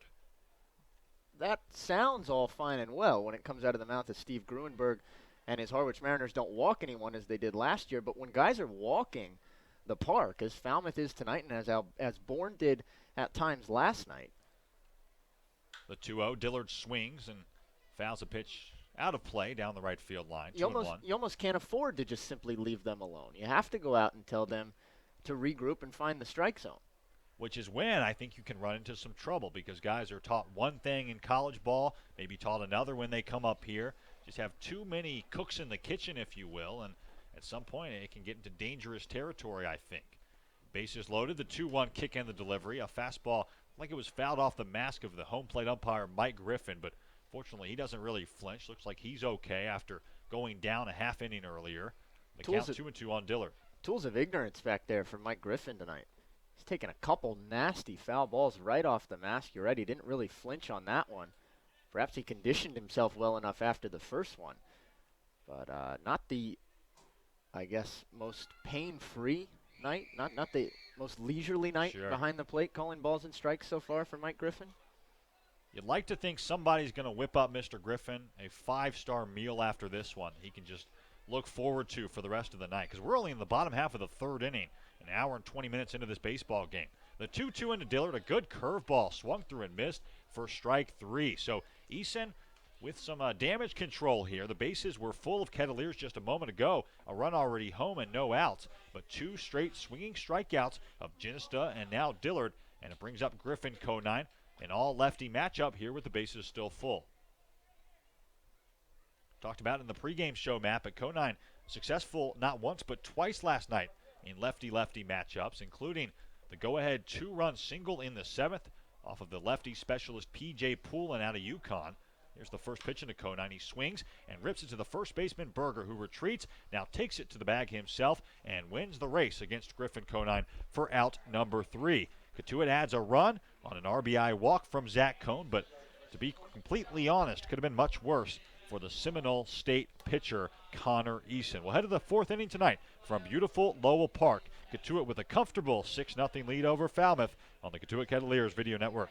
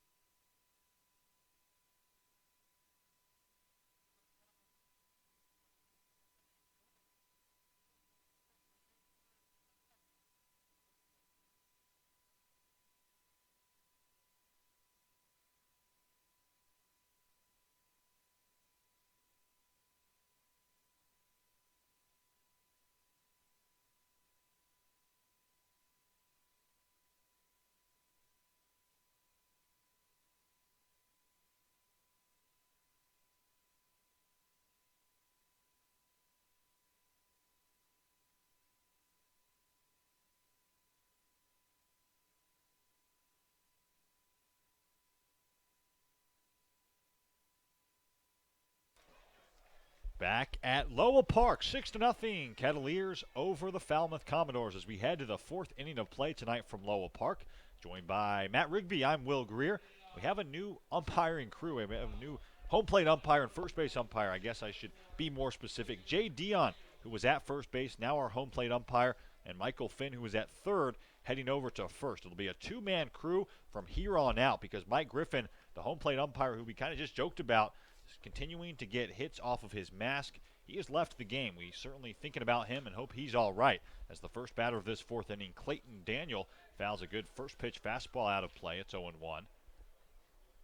Mr. Griffin was hit for, I think, the second or third time in that last half inning. Cotuit athletic trainer came out. The whole umpiring crew met, and Mr. Griffin decided to head home for the evening. Probably wisely here. Just night number 2 of 44, and looked like he was in some serious pain. The 0-1 misses outside, so the count now 1-1 on Clayton Daniel. Daniel, 1 for 1 so far tonight, but he was called out on a catcher's interference play. He fouls the 1-1 fastball back to the screen, 1-2. Gunnersville, Alabama native is Clayton Daniel, just 5'7", 170 pounds. Attends Jacksonville State University, which I learned a couple years ago isn't in Jacksonville, Florida, but rather in Jacksonville, Alabama. The 1-2 into Daniel, again fouled back to the screen, so again the count will be 1-2. You can kind of tell from the mascots of Jacksonville State and Jacksonville University, no state on that one, because Jacksonville University, as you may expect, in Jacksonville, Florida, and their mascot, the Dolphins. Jacksonville State located in the middle of Alabama, their mascot, the Gamecocks. The 1-2, a fastball that misses just high into the 5'7" Daniel. Count even at 2 balls and 2 strikes. Clayton Daniel was an All-Ohio Valley Conference first-team member last season. He was the preseason player of the year coming into this year, but had a bit of a disappointing year as he rifles the 2-2 pitch into straightaway center. Grayson Ginnista locates that ball, charges in a few feet, and makes the catch for out number 1 here in the fourth. Just a third out recorded tonight by King. That's not a strikeout. 10 outs so far in the game. 7 strikeouts for Dylan King, who's looked mighty impressive in his Cape League debut. And it brings up Alec Boehm, who's 0 for 1 with one of those 7 strikeouts. Don't think we've mentioned yet, Matt, that Dylan King's pitching coach may take some of the credit for this performance. That pitching coach, Jonathan King, who just graduated from Georgia Tech, and is, as you may expect, Dylan King's brother. The first pitch into Boehm, a fastball just outside, 1-0. Wonder how willing Dylan King is to take advice from his brother. I have a younger brother, but I know that I wouldn't want him bossing me around, telling me what to fix in the bullpen. The 1-0, ground ball to the right side. It gets by the second baseman Thomas into right field for a 1-out base hit. So Alec Boehm, who was 2 for 5 last night, picks up his first base hit of this evening's game at Lowell Park. And there's a 1-out base runner for Willie Berger here in the fourth.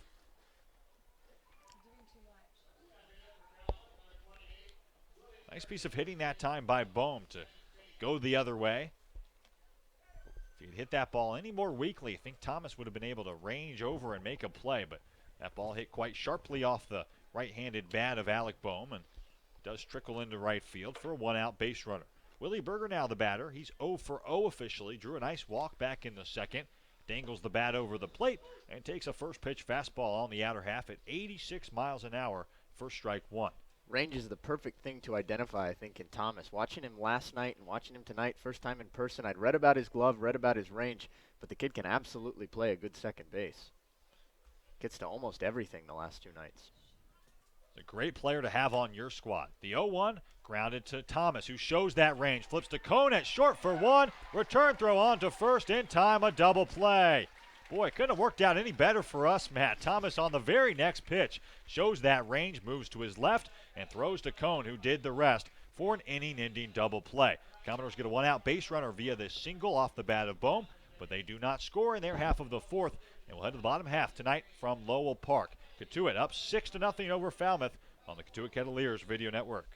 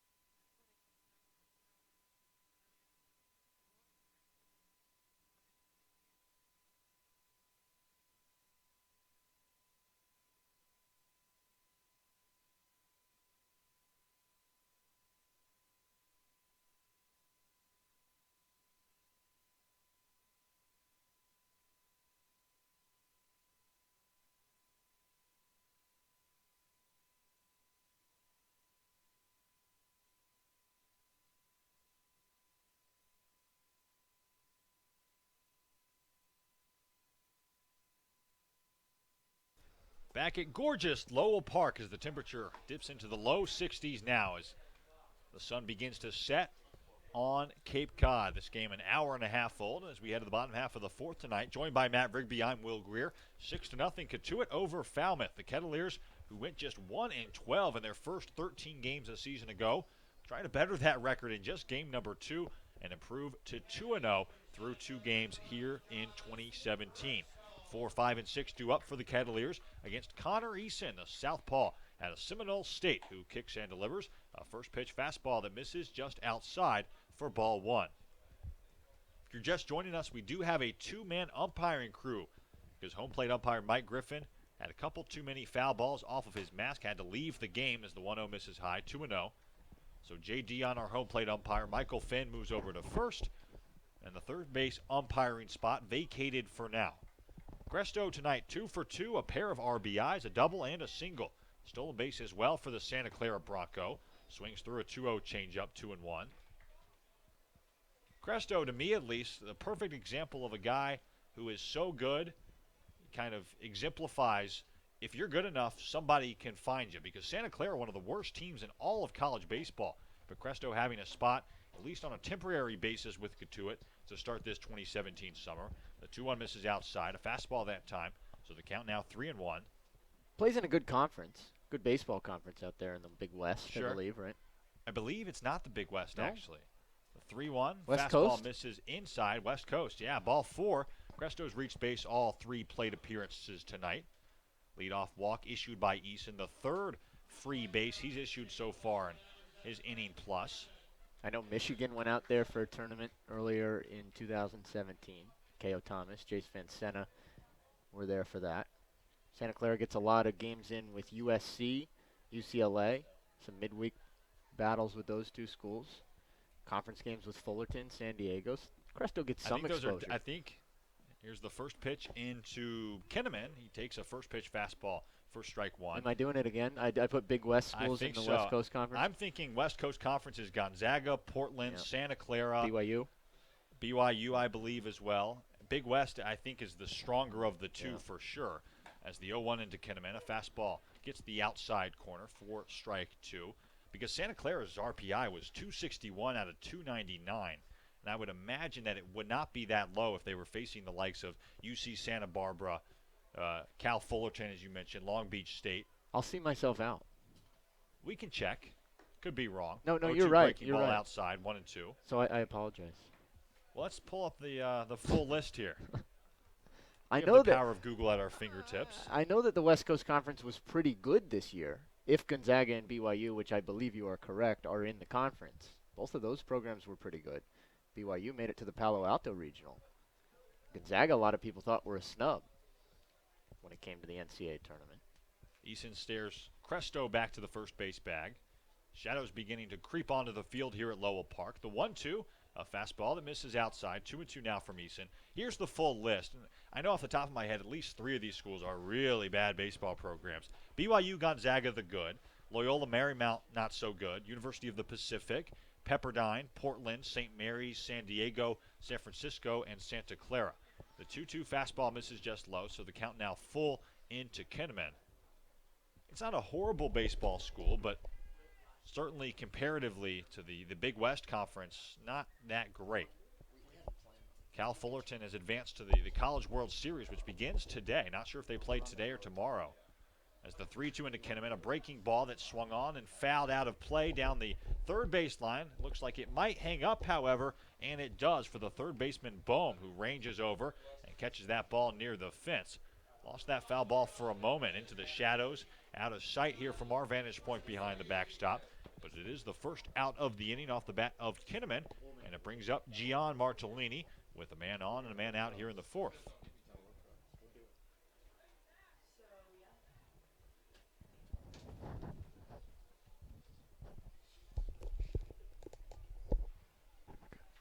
Gian Martellini, the batter from the right side, looks at a first pitch fastball that misses just high at 85 miles an hour off the left hand of Eason for ball 1. Will, I've got a promotion to make. Clark Coda has joined us in the press box. A little bit unsolicited from us, but we like to adjust on the fly. It's certainly a pleasant surprise. as the 1-0 ripped down the left field line, but well foul. Looked like it had the distance, but it's just a loud strike at 1-1. So Kettleers fans who are, I'm sure, waiting with bated breath to see what will happen next in a 6-0 game now can be waiting with bated breath to have us chat with Clark Cotuit in the 5th. Absolutely. I'll take care of that, I suppose. Okay. Got our plug in. UNC Wilmington fans rushing to the computer. The 1-1, a fastball that misses high at 2-1. Martellini didn't see that pitch, I don't think, but it was an 83-mile-an-hour fastball that misses way high.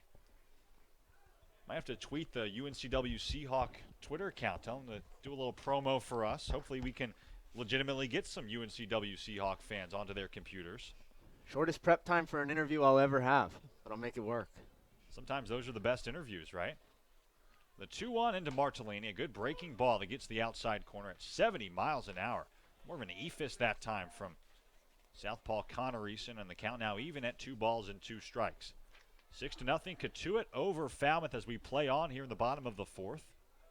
Temperature has dropped to 60 degrees, but still a very pleasant evening for baseball on Cape Cod. As the 2-2, another breaking ball, this time lofted the other way. Should be an easy play for the second baseman, Zeke Dotson, who's out onto the outfield grass and gloves it for out number 2. After issuing the leadoff walk to John Cresto, 2 straight pop-ups induced by the lefty Connor Eason. And it brings up Mitch Begras, who will try to get in a run and keep Cotuit's streak of scoring in every inning intact. Kettleers with 3 in the first, 2 in the second, 1 more in the third. That streak in jeopardy of falling here in the 4th, with Eason trying to escape this mini jam.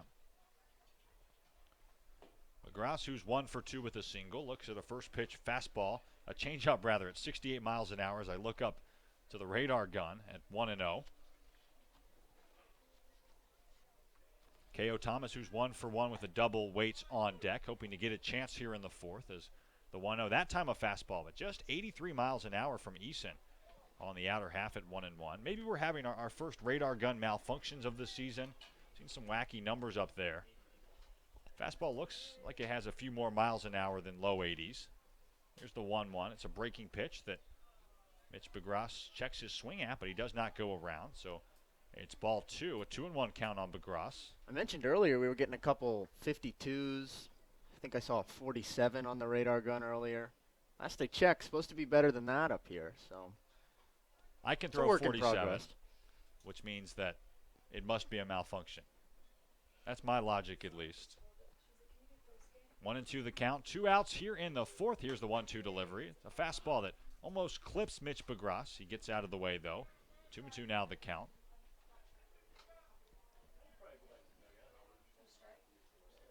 Last inning was an ultimate thrill ride for Connor Eason. This one more of a kiddie roller coaster. What a 5 or 6-year-old would go on, I would guess. As the 2-2, a fastball on the outside corner, strike 3. Begras goes down without a swing. Cotuit gets a leadoff walk from John Cresto. They cannot score in their half of the 4th. And we'll head to the top half of the 5th inning tonight. 6-0 Kettleers and UNCW Seahawk reliever specialist Clark Cotuit. An interview with Matt Rigby on the other side. Stay tuned on the Cotuit Kettleers Video Network.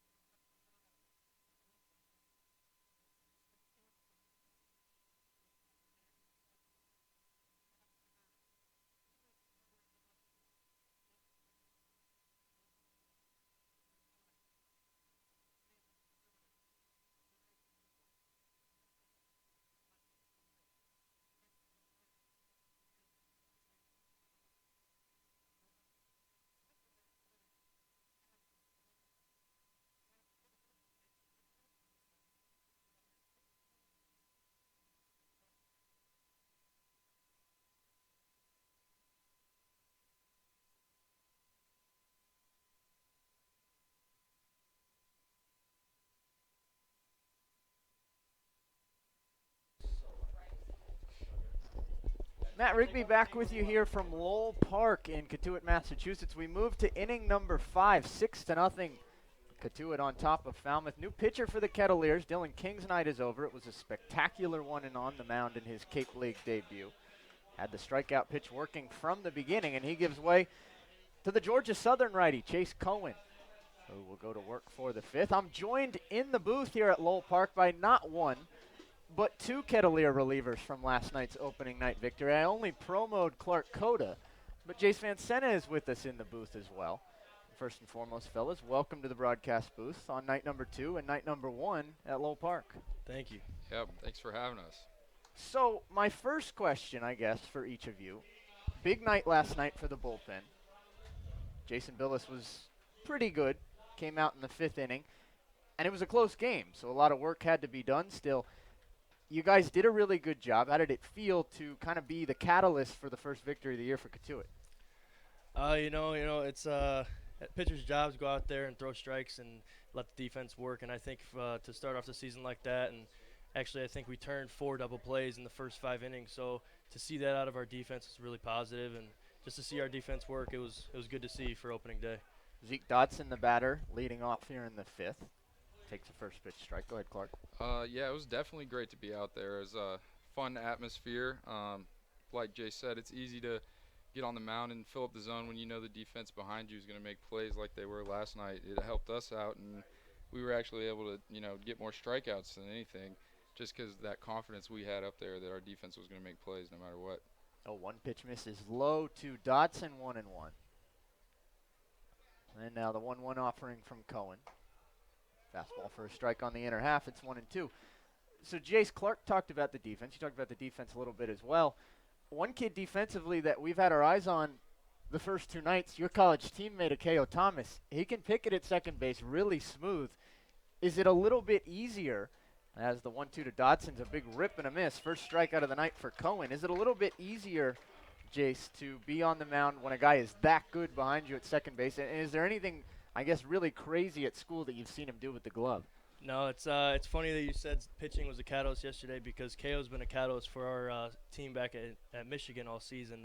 He goes off, everyone goes off, and everyone just feeds off of his confidence and the way he makes plays in defense and what he does in the box. But Keo's a great kid, always has a smile on his face and loves to play baseball. So it's always fun seeing him out there smiling, having fun, and he just breeds confidence and just absolutely gives it off to everyone else. So it's good to see out of him.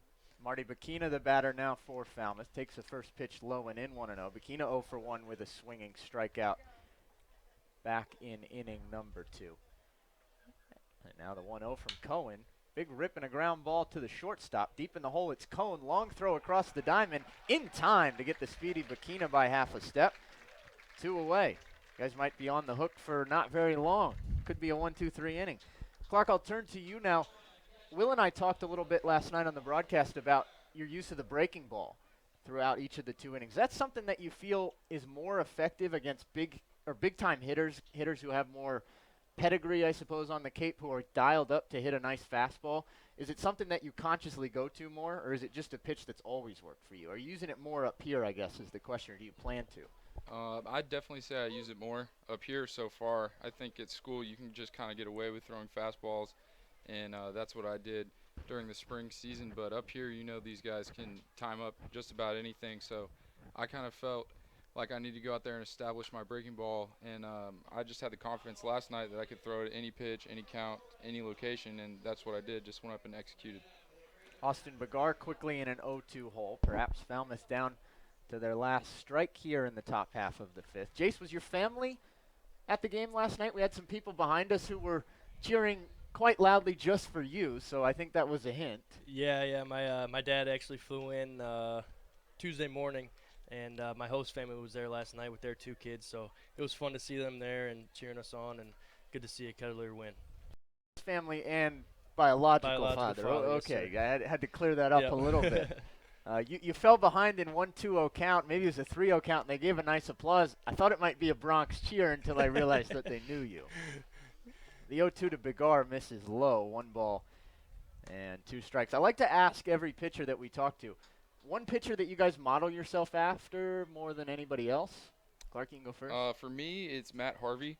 Rough night last night for Matt. Yes, Harvey. yes, he hasn't been doing too hot. He's given up a lot of home runs this season, but I definitely like his confidence in the way he carries himself on the mound. I know it's kind of a difference because I'm more of a closer type and he's a starter, but I just kind of like the road he's had to go through to get to the big leagues and some of the injuries he's battled through and stuff. So I definitely try to model myself after him. Before you go, Jace, I am a die-hard New York Mets fan, so I like the answer, Clark. Go ahead, Jace. I grew up watching the Tigers growing up and always on TV, but Justin Verlander is a guy I always watch, and the way he works off his fastball and just pounds his zone, I try to mimic that out on the mound too. So, he's a good guy to watch just based on mechanics and the way he pitches and attacks hitters. So Certainly a good guy to model your game after if you are a young pitcher. Justin Verlander, a couple Cy Youngs, MVP award as well when he had, I believe, 22, 23 wins in 2012, something like that. Memory serves, I suppose. 1-2 the count to Begar. The pitch from Cohen. Check swing, and he did not go, so he stays alive, I believe. Count 2-2. Chase Cohen's walking off the mound, and I guess he did go around. Got a safe call from the home plate umpire, Jay Dion, who has resumed duties behind home plate with Mike Griffin out of the game. Now Jeff Trundy's popping out of the dugout to have a conversation, but the teams have vacated the field, and that seems to do it here for the top of the fifth. Gentlemen, thank you very much. Clark Cota and Jace Van Sennett. It was great talking to you here in the press box at Lowell Park on opening night at Lowell Park. Have a good rest of the season, fellas, and go Kettles, I suppose. Yeah, thanks for having us. It. We'll take a break on the Cotuit Kettleers Radio Network.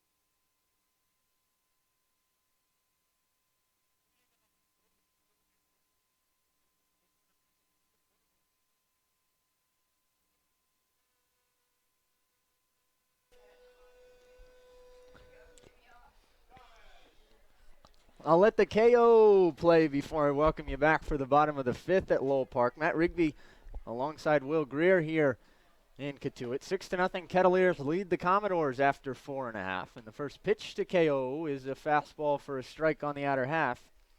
It's 0-1. KO Thomas 1 for 1 with a double. A run scored and a walk so far tonight.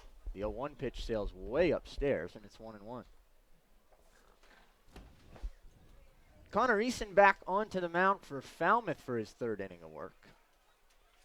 Kicks and fires the 1-1 to Thomas. Swung on and lifted, straight away left. Moving over towards his left is the left fielder Daniel, and he makes the grab. One away. Fans want to remind you that the Cape Cod Baseball League is brought to you by Cape Cod Healthcare. Cape Cod Healthcare is the leading provider of healthcare services for residents and visitors of Cape Cod, with 2 acute care hospitals and more than 450 physicians. For more information, please visit capecodhealth.org. Cape Cod Healthcare, expert physicians, quality hospitals, superior care. First pitch to Zach Cohn misses low for ball 1. Cohn is 0 for 1. Had an RBI walk with the bases loaded back in the third and reached via an error in the second. 1-0 pitch, ripped back towards the screen, 1-1. It's so good it almost makes you want to go to a hospital, which is something that you can't say too often, but a very well-written read that time. Just to go sit in the waiting room, be a part of all the magic at Cape Cod Healthcare. The 6 words that amass 3 sentences to close out the spot, that's effective spot writing. Get your most important information at the end. 1-1 to Cohn, taken down and in, 2-1. Big thanks to Clark Cota and Jace Mancena for joining me for the top of the 5th. Hopefully get to talk to each of them a little bit more as the summer goes along. 2-1 pitch to Cohn, swung on and fisted right back through the box, and it'll get into the outfield grass where it's cut off by Dodson. He pops up and has no play. And Zach Cohn has an infield single, his first hit of the night. Connor Easton that time, if you're watching at home, you saw this on the video screen.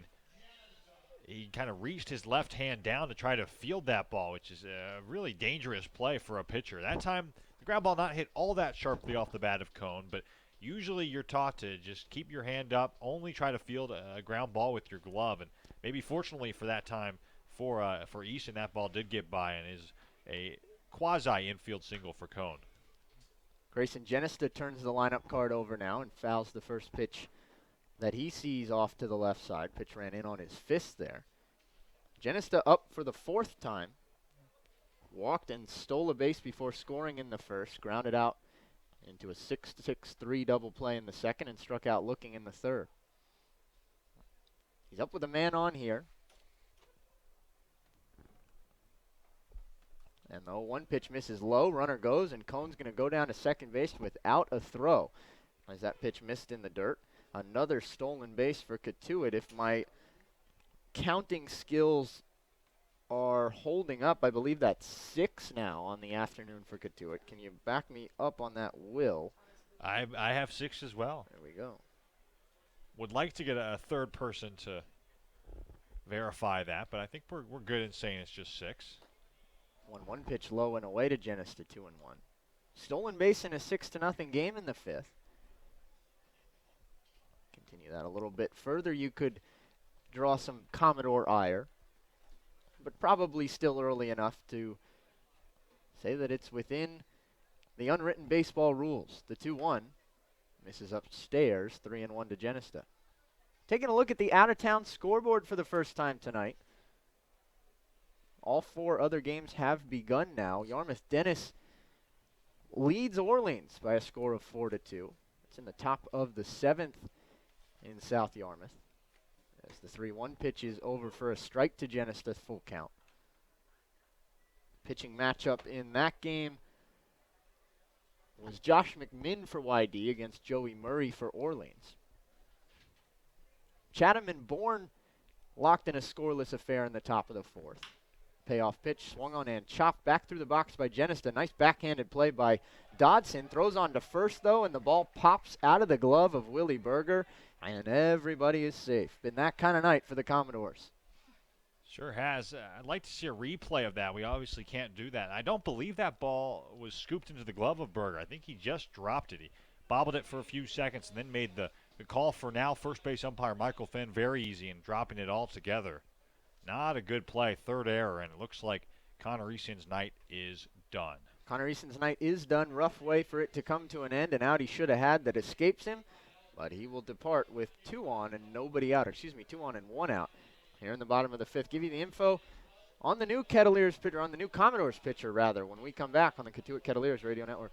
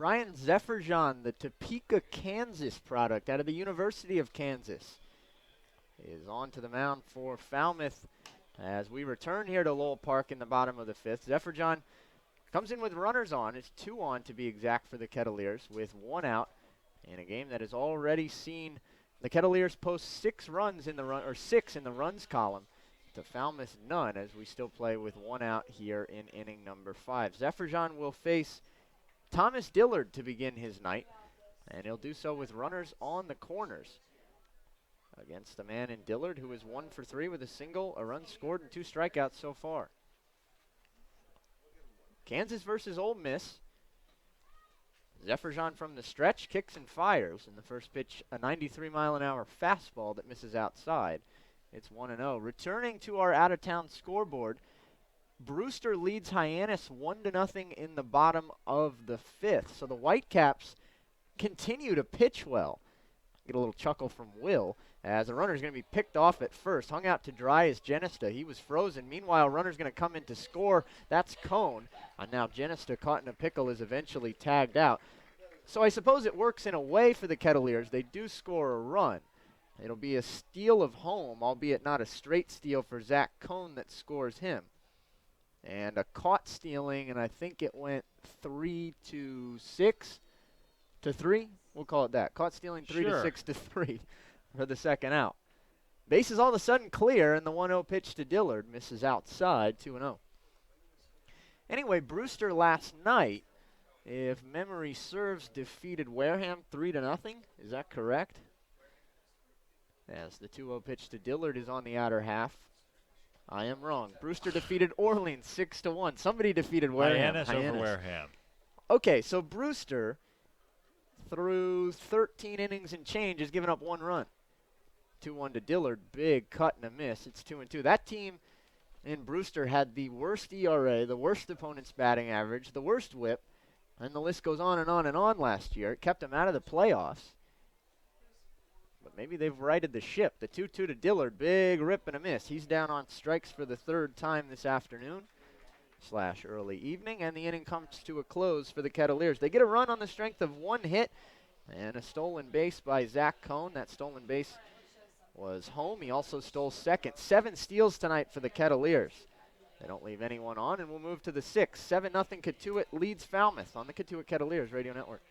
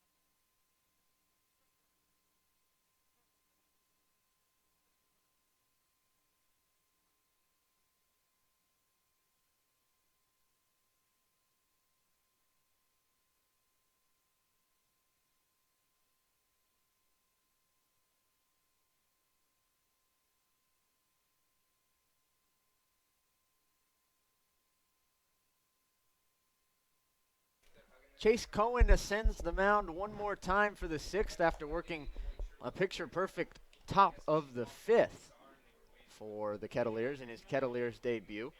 In the 6th inning, he'll attack the bottom of the Falmouth order. Jackson McGowan, Dale Wickham, and Logan Davidson, as the Commodores will turn the lineup card over in this inning. And here to take you through innings 6 and 7, a man who I'm sure has never made the 3rd out at 3rd base, Mr. Will Greer. Thank you very much, Matt Rigby. I've never gotten to second base, so I could not have made the 3rd out at 3rd base. But thank you very much nonetheless as we head to the 6th inning to play tonight in a 7-0 ball game. Cotuit up a touchdown over Falmouth as we play on. Jackson McGowan, the right-handed hitting DH, stepping in and looking at a first pitch fastball, 89 miles an hour out of the right hand of Chase Cohen. That misses downstairs for ball 1. Cotuit just began their 4th trip around the lineup, and this is McGowan's 2nd at-bat of the game. It speaks to how dominant of a game this has been so far. McGowan just 0 for 1 with that strikeout back in the 2nd as the 1-0 bounces up to the plate. It's 2-0. Jackson McGowan, a Purdue Boilermaker, dirty blonde hair coming out of the back of his helmet. Hopefully we can get a look at that full head of hair at some point tonight, but we haven't seen him in the field because he is doing the DHing. The 2-0, a big swing and a miss. Now we got a foul tip, but it's a strike nonetheless. A 91-mile-an-hour fastball from Cohen, and the count now 2 balls and 1 strike. Chase Cohen was listed in the dugout before the game by Mike Roberts as the long man in the pen. Don't know how long that means. Perhaps Dylan King was on a strict pitch count tonight, threw a lot of innings this year at Belmont, so that would make sense. See how long Cohen goes, 2, 3, maybe even 4 innings. Here's the 2-1 kick and the delivery, line drive, but right to Akeo Thomas, who makes a couple steps to his right and gloves it for out number 1. McGowan makes sharp contact, but Thomas right there, and there's 1 gone for Dale Wickham. By the way, Will, the book is officially closed on Dylan King. Didn't get a chance to give his final line with Clark Cota and Jace Van Sena joining me in the booth. But it goes as follows: 4 innings, 2 hits, no earned runs, 1 walk, 7 strikeouts. Really impressive start to the season for Dylan King as the first pitch into Dale Wickham. Rifled but foul down the left field line, about 10 feet to the left of that left field chalk, and it's 0-1 on Wickham.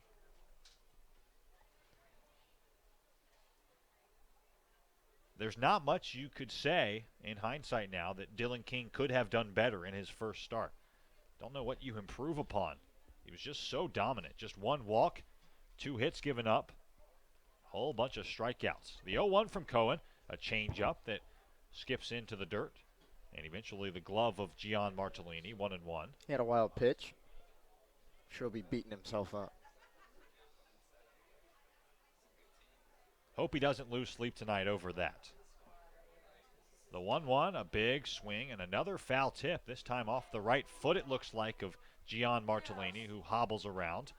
Home plate umpire Jay Dion heads out to the mound to give Martellini a few extra moments. Boy, behind home plate has been a war zone tonight for both Sure catchers has, yeah. and the home plate umpires. I say umpires because, as we've mentioned a couple times already, we've had to have our second home plate umpire of the night with Mike Griffin leaving the premise altogether after wearing a couple balls off of his mask. We're only in the 6th inning, but you hope that's the last of it for everybody involved around the home plate area.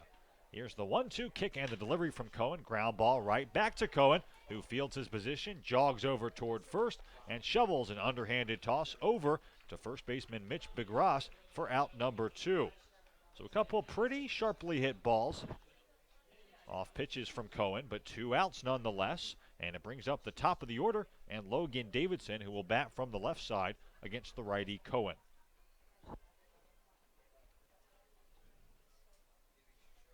Shadows now encompassing most of the left side of the infield, as well as the pitcher's mound and the home plate area, I should say. Crowd is kind of thinned out a little bit as the temperature has dropped a little bit, as the first pitch fastball into Davidson misses high, 1-0.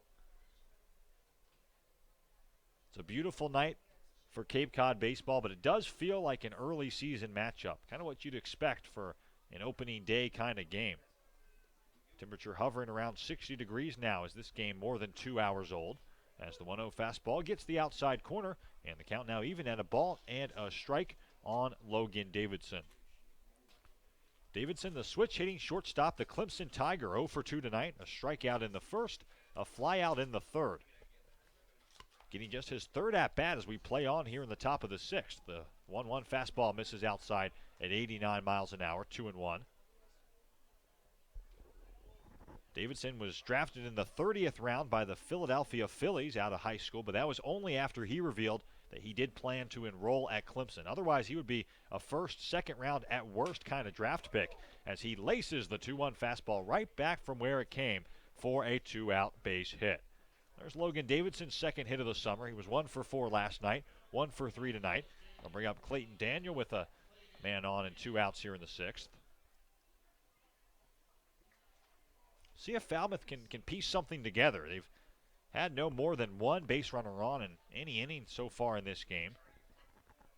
Had a 1-out single in the first that was erased on catcher's interference. A leadoff walk in the second, then 3 straight strikeouts from Dylan King. A 1-out single in the fourth that was promptly erased via a double play. Other than that, Falmouth hadn't had any action on the base paths until that 2-out single. There's a first pitch swing from Clayton Daniel, but it's a very playable pop-up for Grayson Ginista out in pretty deep left center field. Ginista ranges over, makes the play for out number 3. A 2-out single from Davidson, but no harm done, and we're through 5.5 innings of play tonight from Lowell Park. Cotuit again up a touchdown, 7-0 over Falmouth on the Cotuit Kettleers Video Network.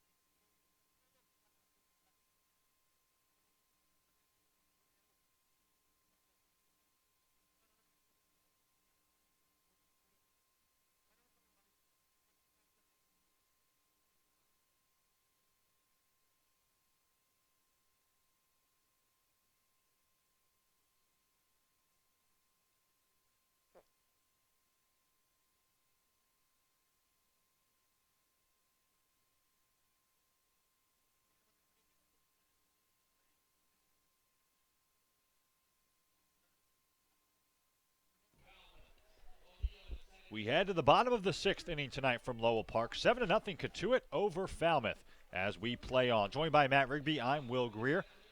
Ryan Zephyr-John out for inning number 2, the University of Kansas righty. A new second baseman in for Falmouth, Cameron O'Neill, taking over at second for Zeke Dotson, the Lipscomb Bison's second baseman. And the first batter here in the 6th will be Griffin Conine from the left side against the righty Zephyr-John. Conine looks at a first pitch fastball that misses outside for ball 1. After a 2-for-4 hero night last night at Bourne, Conine tonight 1-for-3. He spoils a 1-0 fastball out of play down the left field line. Count now even at a ball and a strike. Conine a fly out in the first, a pretty deep center field, a single and a stolen base in the second, and a ground out to the first baseman Berger in the third. Trying to pick up his 4th hit of the summer already, just in night number 2 here. The 1-1 from Zephyr-John, a breaking pitch that skips into the glove of Begar, and the count 2-1 on Conine. We mentioned it last night, but very briefly, because last night seemed to go very quickly in night number 1. Not a lot of deep at-bats last night as the 2-1. A pop-up on the infield, the second baseman O'Neill ranging over, but that ball spins to the shortstop. That's Davidson who gloves it near his belt, back behind second base for out number 1. I guess I'll get into it later, but there's a lot of talk about Griffin Conine. His relationship with his dad, Jeff Conine, who he says never has really pushed Griffin to play baseball, but has always been there as a calm, easy influence. Quote that sticks out to me, I'll get into it, I guess, a little bit here in a 7-0 game in the 6th. Jeff told his son when he was struggling after his freshman season at Duke that in baseball you only have to be successful 3 times out of 10 to be a very, very good pitcher, or very good player, I should say. The first pitch fastball into Cresto in on the inside corner for strike 1. That's very cliche, and we've all heard that if you've been around baseball for quite a few years. You've all heard that saying, but it is an important saying to hear, I think, for a young player who struggled in his first year and to have a dad who was a 2-time MLB World Series champion with the Florida Marlins as the 0-1 skips into Begar. It's 1-1. Important to be able to hear that and be able to have a guy that you can trust so easily, and your dad, Jeff Conine, if you're Griffin. I've got an analogy for if you succeed 3 out of 10 times, you're successful. If you heard this one the other day, so can't take credit for it myself, but if you memorize 5% of the phone book, you'd be happy with yourself, right? Yeah, I think you would be. That's a lot of pages if you're in the wrong kind of area, though. The 1-1, a fastball It trickles out of the mid of Bagar, the catcher. It's a ball. It's 2-1 now on Cresto. Jeff, a two-time World Series champion, also a two-time MLB All-Star. He won over the affection of the fans in Miami, playing for the Florida Marlins. He was nicknamed Mr. Marlin, in fact. The 2-1 ground ball to the shortstop, Davidson, who goes across the diamond to Berger at first for the second out here in the sixth. A 6-3 ground ball brings up Kinnaman. And Conine's journey to the majors, really interesting. He was drafted in the 58th round. They don't even have 58 rounds in the MLB draft today because it was so rare to see a guy drafted that late become so successful. Jeff drafted in the 58th round in '87 by the Kansas City Royals. And the article I was reading said 2 cup of coffee stints with the Royals, which to me means that Jeff was really not making too much progress down there in the Kansas City farm system. The first pitch fastball in over at the knees for strike one to Kinnaman. But then, when the Marlins were an expansion team in 1992, you have the MLB expansion draft, and Conine was selected by the Florida Marlins. He was the team's first star, really. Played his first 5 seasons with the Marlins, earned an MVP at the '95 Major League Baseball All-Star Game, and then won a World Series in '97. The 0-1 misses outside, 1-1 now on Kinnaman. Here's the 1-1 kick and the delivery from Zephyr-John. It misses low, 2-1. The other interesting part of Jeff Conine's journey to become a 2-time MLB All-Star in the outfield is he was a relief pitcher at UCLA when he was playing his college ball at UCLA. 2-1 misses outside to Kinnaman. It's now 3-1. And prior to that MLB draft, when he was drafted in the 58th round, again, a round they don't even have anymore, he was just a mediocre pitching prospect. Had a high ERA, a decent slider, that decent in quotes. Wasn't a good slider. 3-1, a fastball swung on a miss, 3-2. And he only had one at-bat in his college career at UCLA. He was hit by a pitch in that at-bat. No base hits, but a Royal scout made a recommendation. Former UCLA pitching coach Guy Hansen made a recommendation, and they told the Royals, essentially Hansen did, as the 3-2 misses low for ball 4. Kinnaman draws a 2-out walk. Hansen essentially told the Royals, this guy can hit. He told managers, or general manager, I should say, of the Royals, John Schuerholz at the time, that Conine, despite having just one at-bat, no college base hits, that Conine was the best hitter on that UCLA team as a mediocre reliever. So the Royals took a chance, then the Marlins took a chance, and the rest is quote-unquote history for Jeff Conine. This guy can hit. I've seen it in 0 at-bats. That's incredible. Must have taken some really good batting practice that day. The quote from Guy Hansen, the pitching coach at UCLA, to John Schuerholz, the GM for the Royals, was the best hitter on our team is a pitcher. And that's all it took. Obviously, it took some exchanging of the names, get the specifics ironed out, so the Royals weren't just fooling around in the dark, taking any pitcher on that UCLA team and just guesswork. First pitch into Gian Martellini, a strike over at the knees, a fastball that time, 0-1. Played for the Mets as well, I believe. You have the other teams Yes. he played for off the top of your head? Not off the top of my head, but I've got them written down here. Royals, Marlins, Orioles, Phillies, Reds, Mets.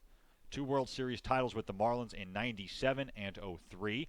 As the 0-1 change up low, 1-1. Bagar does a nice job to block that pitch.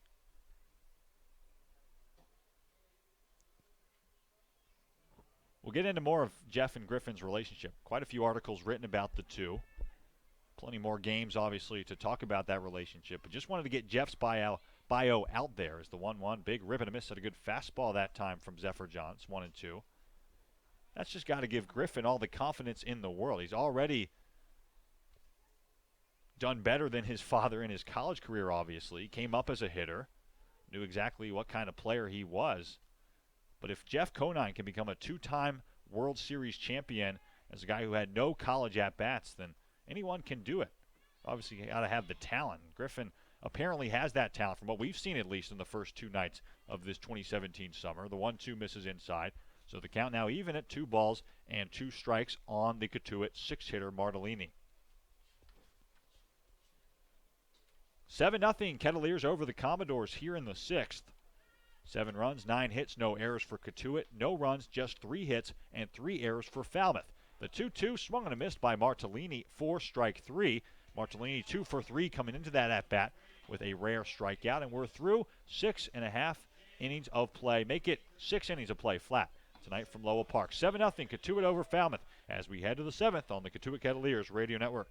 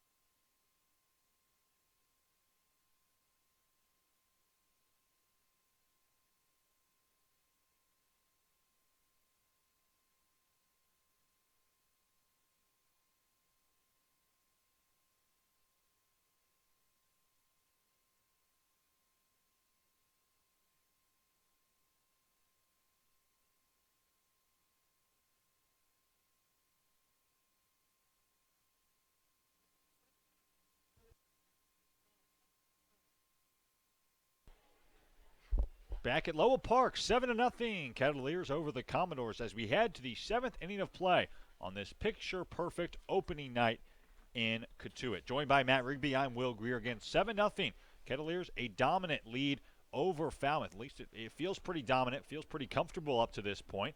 Alec Bohm, Willie Berger, Cameron O'Neill, 3, 4, and 5 due up against Chase Cohen, the righty out of Georgia Southern, out for inning number 3. The kick and the delivery, a first pitch fastball. Grounded to the shortstop, Cone, who shows some nice range. Throws from the outfield grass. Not in time. A nice stretch from Begras.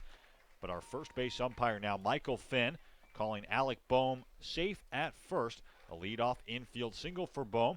And it brings up Berger with a man on and nobody out here in the 7th. Boy, all the metrics on Zach Cone defensively say he's going to get moved off of the shortstop position before his major league career probably even arrives. He was at third base in the starting lineup for Cotuit last night, so perhaps that's a harbinger of things to come. Made 20 errors this year for Duke, but that was a great play. Had great range deep in the hole on the backhand, made a strong throw, and almost got the runner at first. First pitch fastball into Berger, called strike 1.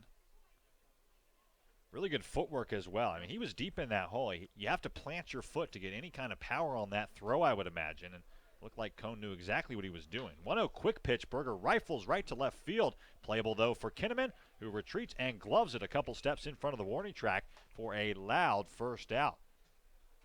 Need to continue to watch Cohen's stretch delivery, but that looked like a quick kind of pitch. A very abbreviated leg kick in the delivery. Berger looked like he was ready for it.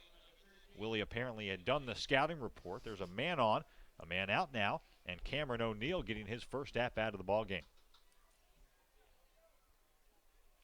Got to figure Cone, going back to that comment about his defensive ability, will get at least a week, I suppose, at short. As we were told before the game, I think I mentioned it once already on the broadcast, Taryn Vavra will be out for at least 7 days. He was diagnosed with a concussion, so it wasn't just a nick and some blood last night in Bourne when that ground ball came up and smacked him in the face. It also rattled with the gray matter a bit.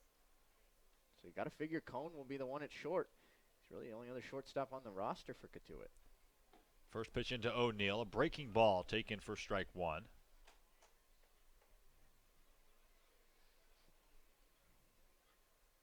Good time for guys like John Cresto to get into the lineup. A couple other infielders as well for Cotuit. 0-1 breaking pitch this time misses. Low inside as well. Good block by Martellini, the catcher. Count even at a ball and a strike. Cam O'Neill took over for Zeke Dodson at second base in the last half inning.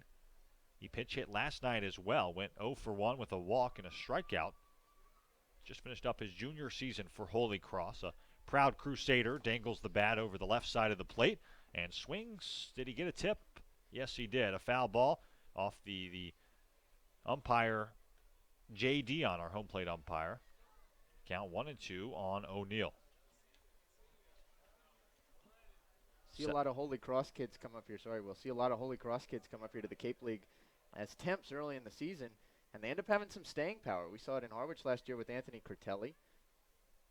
See if Cam O'Neill can stick around. The 1-2, line drive foul, almost hit a couple guys outside the dugout down the left field line. Alex Hansen being one of them. He now laughs it off. Count remains at 1-2. I do have the Holy Cross DirecTV package at home, so I can tell you that Curtelli was the best Crusader this season at 310, that being his average. You watched their regional victory over the Nebraska Cornhuskers? I sure did. That comes with the package. Yep. The only ESPN game of the season. The 1-2 swung on and missed. Strike 3. 6 pitches, 3 of which were strikes for Cam O'Neill. He strikes out swinging, and there's 2 gone here in the 7th for Marty Bakina. Just to finish up that point, Cam O'Neill, not the best Crusader, just a .220 average. 9 home runs, though, 42 runs batted in, but he strikes out that time. Still searching for his first hit of the summer. And Bakina from the right side, the son of a couple ex-Chicago undercover cops we learned earlier in the ball game, standing in, twirling the bat up near his right ear and taking a first pitch fastball that tails inside from Cohen for ball 1. Bakina tonight 0 for 2, a strikeout swinging in the 2nd, a ground out in the 5th. Goes to show just how this game of baseball can change in a hurry, because Bakina last night 3 for 4, a 2-run homer, a double. As the 1-0, change up the misses low at 2-0 now from Chase Cohen. But tonight, struggles for Bakina at the plate. That'll happen up on Cape Cod when you're facing the kind of pitching competition that you have to face night in, night out. The Michigan State Spartan Bakina learning that the hard way, I suppose, tonight. The runner at first is Boehm. He reached via leadoff single to begin this 7th inning as the 2-0 swung on and popped up into pretty shallow left field. Kinnaman comes in, makes the catch near his eyes for out number 3. A leadoff base runner. A leadoff single from Boehm, but Falmouth can't move him over, and hence they cannot score in their half of the 7th. We're through 7.5 tonight. 6.5 rather. 7.5? 6.5? We are through 6.5, Will Greer. Through 6.5. I'm struggling. This game's 2 hours, 24 minutes old. Trying to do some math in my head. We'll head to the bottom of the 7th. That's what I do know. It's 7-0 Cotuit over Falmouth on the Cotuit Kettleers Video Network.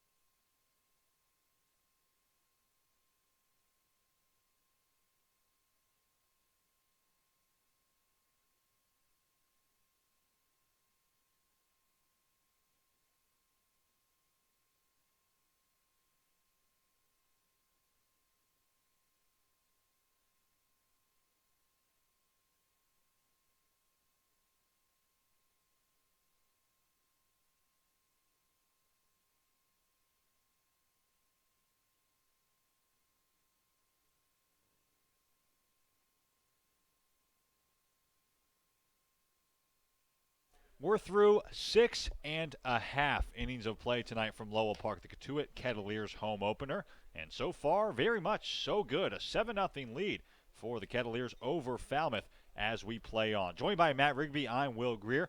A new pitcher on for the Falmouth Commodores. And I mentioned this in his last at-bat, Matt. Kind of preemptively, I guess. Hope to see his locks of hair out in the field. Didn't think we'd be seeing those locks on the pitching mound, though. That's what's about to happen. Jackson McGowan taking over. He was the DH. Now he's going to pitch 7th, 8th, maybe even the 9th inning with not too many arms available for Jeff Trundy in a 7-0 ball game here early on in the season. If there's a 9th, we've got a story, Will. If there's an 8th, do we have a story? With the sunlight being the way it is, possibly. That's right. First pitch into a pinch hitter. Alex Hansen getting his first AB of the summer. He fouls it back to the screen 0-1. You see what I was saying? Absolutely. With the 7-0 lead in the 9th. Yeah. There wouldn't be a 9th. There wouldn't be a bottom of the 9th. Sure. Sun sets at 8:19 tonight. I checked on that Uh-oh. reliable weather app we mentioned in the broadcast last night. It's now 7:27, so by my math we have about 51 innings, but you figure with the tree canopy lining the outfield here at Lowell Park as the 0-1 misses inside to Hansen, it's 1-1. You figure we'd probably run out of daylight, what, 8:10, Yeah, we're getting 8:15 at the close. latest? McGowan did pitch 4 times this year at Purdue.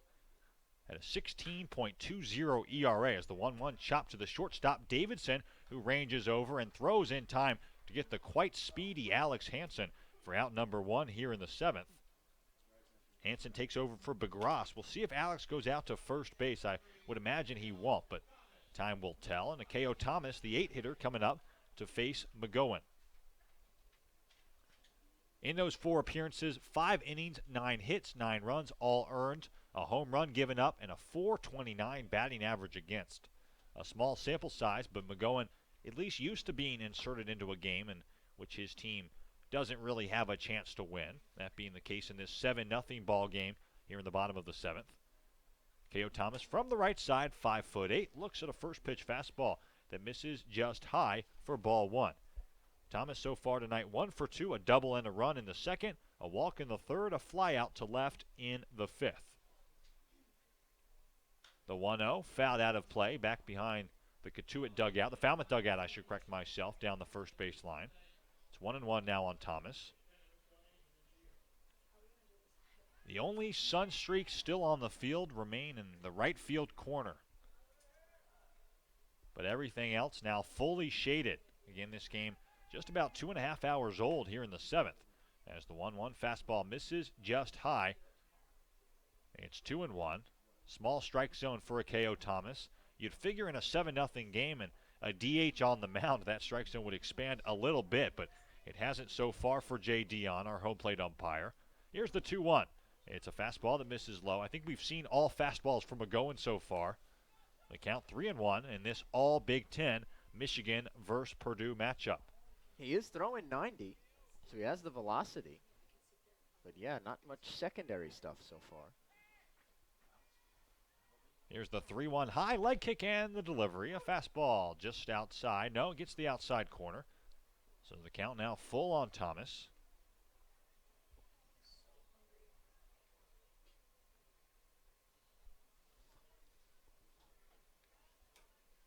(7-0) Kettleers over the Commodores. Cotuit trying to improve to 2-0. 3-2 fastball. Misses outside, ball 4. McGowan not too happy with himself, although it's really not too much of an important outing for him in terms of his future career aspirations and being a slugger and a fielder at first base more than anything. He wants to do his best out there, and that's showing through. There's a 1-out walk, though, issued to Thomas, and it brings up the 9-hitter Cone.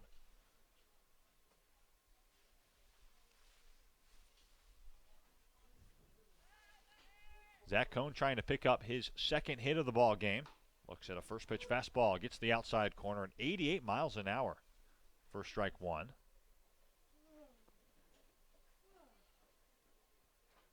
Wonder if Jackson McGowan planned on pitching at all this summer. Would imagine this is a conversation that was had the first or second practice between Jeff Trundy and McGowan as the 0-1 misses inside, 1-1. It went something like, I'm going to use you when we're down 7-0 in game number 2. and there are no other situations in which I will use you. The 1-1 gets away from the catcher Bagar, and Thomas takes off for second. We'll see if that draws the ire of the Falmouth Commodores. That was a passed ball, I believe. A perfectly fine time for Akeo Thomas to scoot over to second. 2-1 count on Cone, who will now try to drive in Thomas for the 8th run of the day for Cotuit. I wouldn't suspect there'd be too much moaning and groaning. That's just playing the game. Yeah. I agree. Wonder if Jeff Trundy agrees. The 2-1, Cone swings, fouls it out of play down the first base line. Might be about whether McGowan agrees. I'm not going to indict the kid or anything, but as you mentioned, pitching with a lot on the line here. He does have the ball in his hand.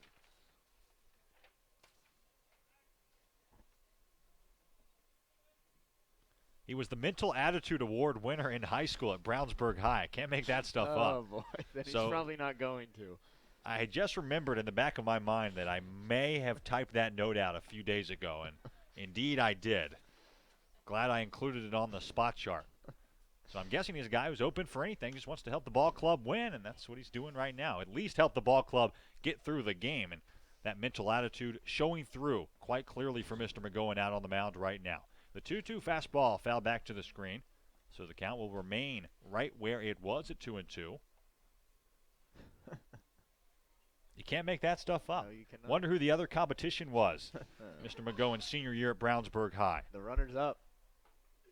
Guess we could really see if their mental attitude would shine through as the 2-2 rifled into center field. It gets in there for a base hit. Thomas being sent to the plate. He will score without a slide. An RBI single for Zach Cone. The 8th run of the ball game for Cotuit, and the comfortable lead becomes even more comfortable at 8-0 here in the 7th.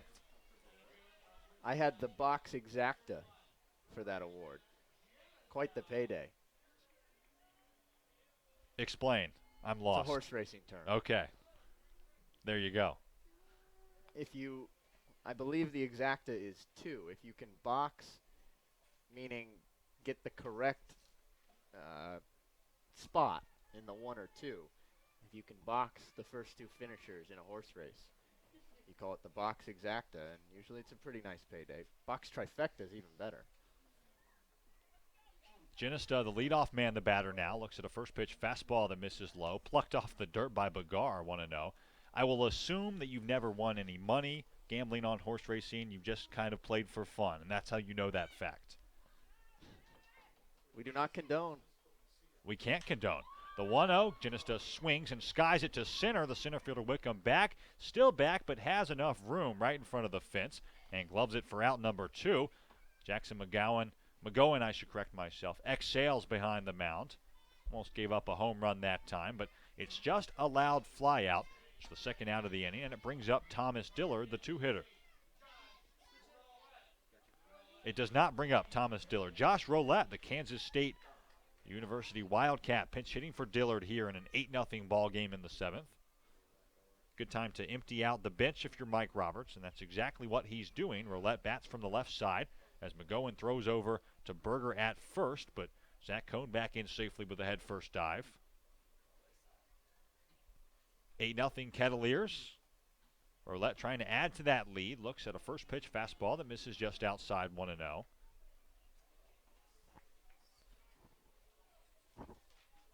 No runs, 4 hits, 3 errors for Falmouth. Never good when you only have one more hit than you have errors up on the scoreboard.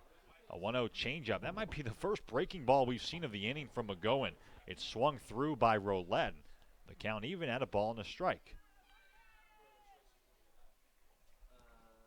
Cone leads off of first, a very modest lead. He's not going anywhere. No signs even being relayed by Mike Roberts. An 8-0 game in the 7th inning. You don't steal any bases at the 1-1. Roulette lines it into left field. It gets by the left fielder, Daniel, all the way to the wall. Cone being held at third by Mike Roberts. Josh Roulette sliding in, foot first into second. Should be a single, and then the 4th error of the game for Falmouth. That one should be assigned to Daniel, the left fielder. 2 in scoring position now. 2 outs in the 7th, and Griffin Conine will get a chance to add his RBI total.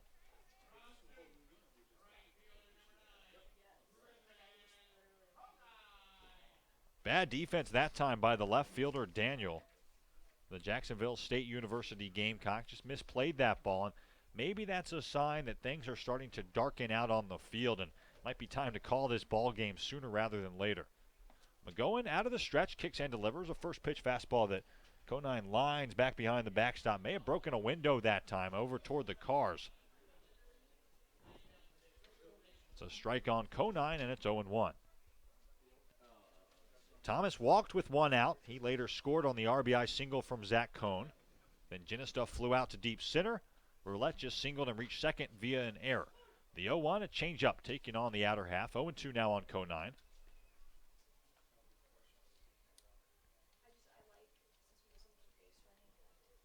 Conine trying to drive in his Duke teammate Zach Cohn from third. Drive in Roulette from second. The 0-2 changeup misses low, maybe outside as well. Ball and 2 strikes now the count. Conine tonight 1 for 4 at the dish. A fly out in the first, a single, and a stolen base in the second. A ground out and a pop-up in the third and sixth innings, respectively. The 1-2 set and delivery. Swung on, line into center field. The center fielder Wickham back, still back. It's over his head and goes all the way to the wall. 2 runs will score. Conine coasting into second base with a 2-out, 2-strike, 2-run RBI single. And the lead now 10-0. Kettleers have kicked the proverbial field goal, and they lead in a laugher here in the 7th. Boy, Griffin Conine has power to all fields, and the ball jumps off of his bat. That's obviously a little bit of an obvious observation over the last 2 nights and over the first 2 games. And it's not something that we couldn't have done our homework on and found out. We did do our homework on. We were expecting this. But to see it in person is another thing. He makes loud contact. And again, he got that one over the center fielder Wickham's head. Wickham had no shot at it, just kind of flailed his arm at the last second up towards that ball. And Griffin Conine continues to produce with run-scoring extra base hits. Cresto the batter now. If I'm remembering correctly, Wickham took a few steps in and then realized that ball was hit so sharply. Yep. So the first pitch, a changeup taken over at the knees for strike 1. And that just speaks to how much the ball is popping off of the bat of Griffin Conine. Just kept carrying. The wind appears to be, it is blowing out. My flag reading skills are correct. The 0-1, a changeup misses just outside. 1-1 now. 2 outs, 3 runs home, 10-0 score. Cotuit over Falmouth. I think Griffin Conine is going to have quite a summer in that 3-hole. Be surprised if he ever moves out of it. It's the 1-1. Cresto swings and skies it on the right side of the infield. In foul territory, Berger in, over, and gloves it on a bit of a retreat at the last second for out number 3. But the Kettleers add 3 runs on 3 hits, an error, a walk, and we're through 7 innings of play. Sunlight dwindling here at Lowell Park. We'll see how many more we're going to play tonight. But for now, it's 10-0 Cotuit over Falmouth on the Cotuit Kettleers Video Network.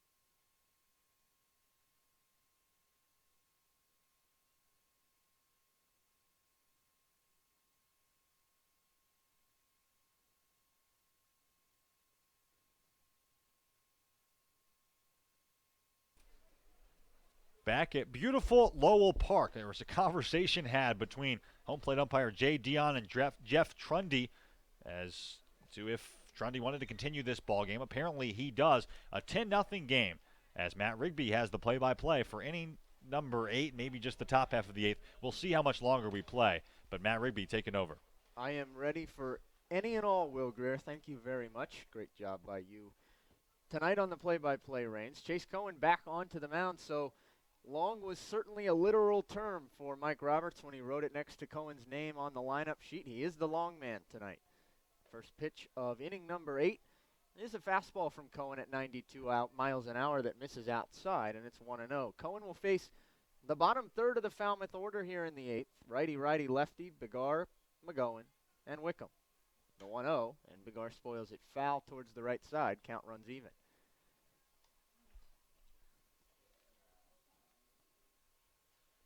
If this is indeed our final half inning, I want to mention that we will be back on the road for each of the next 2 nights.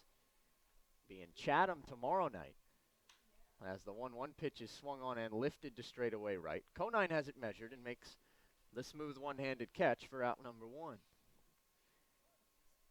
So Begar makes contact for the first time tonight, but he's still 0-for-3. And now Jackson McGowan, who is officially listed as the pitcher in the lineup card now, given that he has moved from his designated hitter spot onto the mound. And Falmouth has forfeited their designated hitter. Hyannis will be the destination for the Kettleers on Saturday night, as the first pitch to McGowan sits up high 1-0. And then, Will Greer, a new one for us in our second season as Cape Leaguers. A doubleheader on Sunday, with the Brewster Whitecaps rolling in for their only trip to Lowell Park this summer.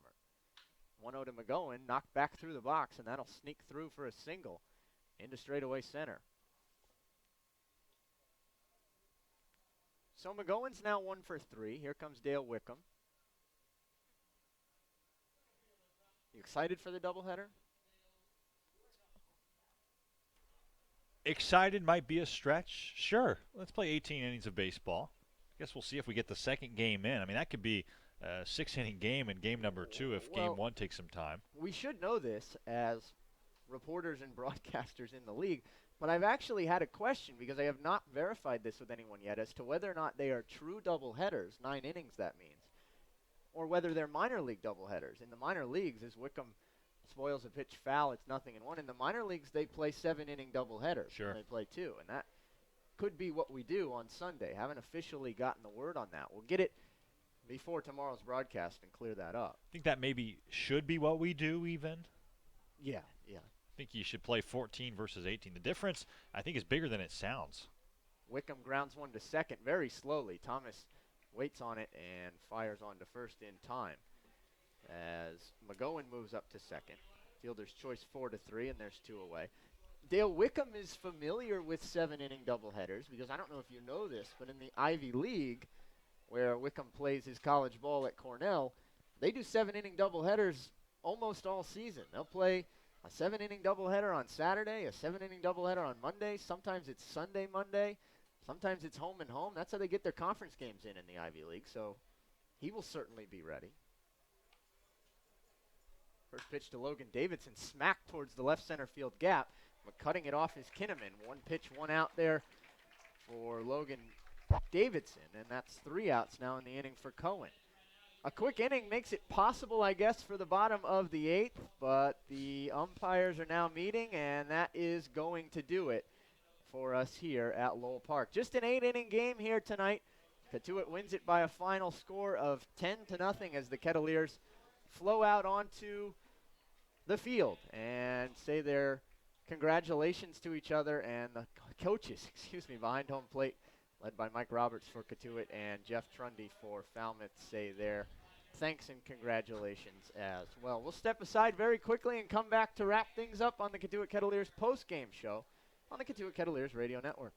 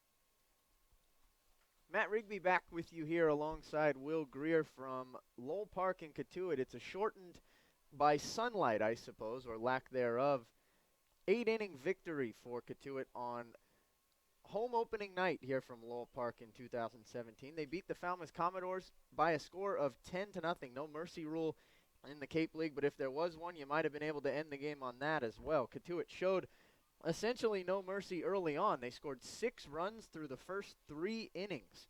3 in the first, 2 in the second, 1 in the third, 1 in the fourth, 3 in the seventh. And that, in addition to 1 in the sixth, allowed Cotuit to score 10 runs tonight. 10 runs on 12 hits, no errors for the Kettleers, no runs on 5 hits, 3 errors for the Falmouth Commodores. Time of the game, 2 hours and 45 minutes here on June the 15th, 2017. And the winning pitcher, although Dylan King was phenomenal, is not Dylan King for Cotuit because he went only 4 innings. Dylan King, I think we correctly mused about during the broadcast, is probably on an innings limit as he comes up here to the Cape this season. Dylan King, a high strikeout pitcher, one of the horses in the Belmont staff during the collegiate season, through 84 innings this year. So he went just 4. He was stellar, allowed just 2 hits, no earned runs, struck out 7, 1 walk, and 1 wild pitch. But because he did not go 5 rather, the official scorer's discretion allows the win, but we don't need the official scorer's discretion to delineate the win this evening, because there was only one other pitcher for Cotuit. Jace Cohen was the long man for the Kettleers. He went the other 4 innings on the mound for Cotuit. He also threw 4 innings of shutout ball. Didn't quite have the strikeout pitch working as well as Dylan King did. He struck out just 3, but he allowed only 3 hits, no walks, and no earned runs. Losing pitcher for for Falmouth is from Ole Miss. That's James MacArthur. The big righty did not even last 2 innings, just did not have an out pitch tonight. He gives up 6 hits, 5 earned, 4 walks, and 1 strikeout. Also allowed 2 wild pitches. No save tonight in a 10-0 game. And once again, Cotuit 10 runs on 12 hits, no errors. They leave 9.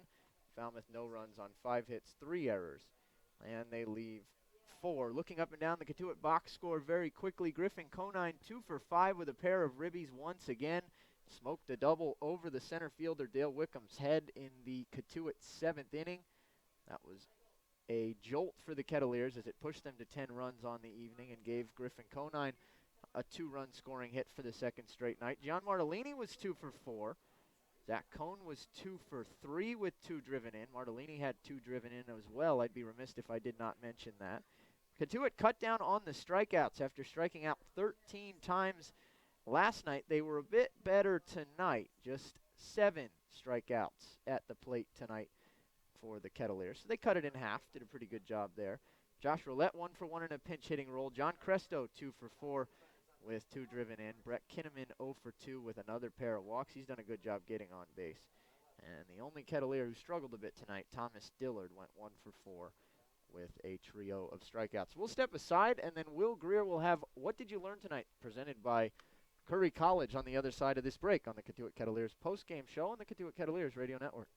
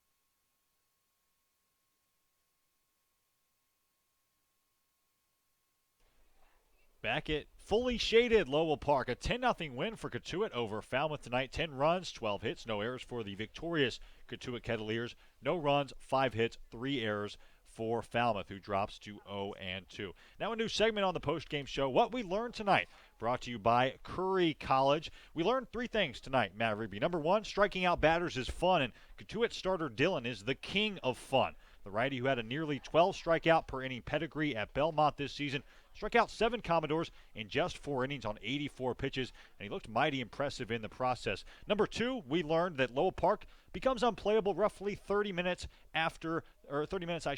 before the sun sets, thanks to the thick tree-lined ballpark border here at beautiful Lowell Park. Sunset at 8:17 tonight. Play stopped at 7:46, 33 minutes before the last out of the ball game was recorded by Chase Cohen in the top of the 8th. And third, we learned that Cape League turnover means the chance to immediately right some wrongs. Cotuit won for the second time in game number 14 last season. That's right, they started 1-12 before becoming 2-12 with that win in game number 14. This year, an almost entirely new roster, a new set of guys, and mojo going the right direction for the Kettleers, 2-0, picking up their second win in game number 2. That's what we learned tonight, and of course, that's brought to you by Curry College. I want to remind you that learning at Curry College extends beyond the classroom and is embedded in all that they do. Curry prepares students to engage in successful careers and active citizenship with a global perspective. Explore undergraduate majors, minors, and concentrations, including new majors in accounting, biochemistry, and mobile application development. Boy, this is a long one.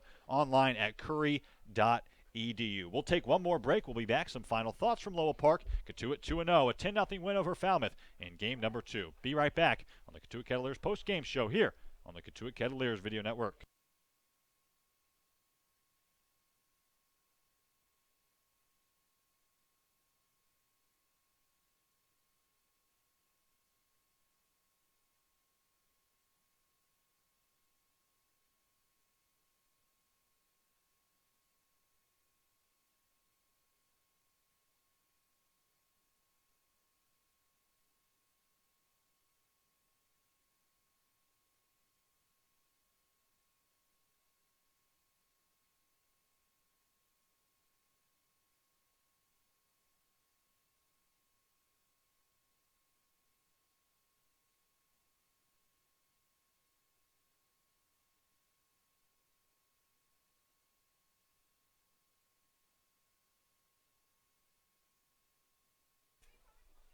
Matt Rigby and Will Greer back with you here on the Cotuit Kettleers post-game show from Lowell Park. It's a happy post-game show tonight because the Kettleers defeat the Falmouth Commodores in 8 innings by a final score of 10-0.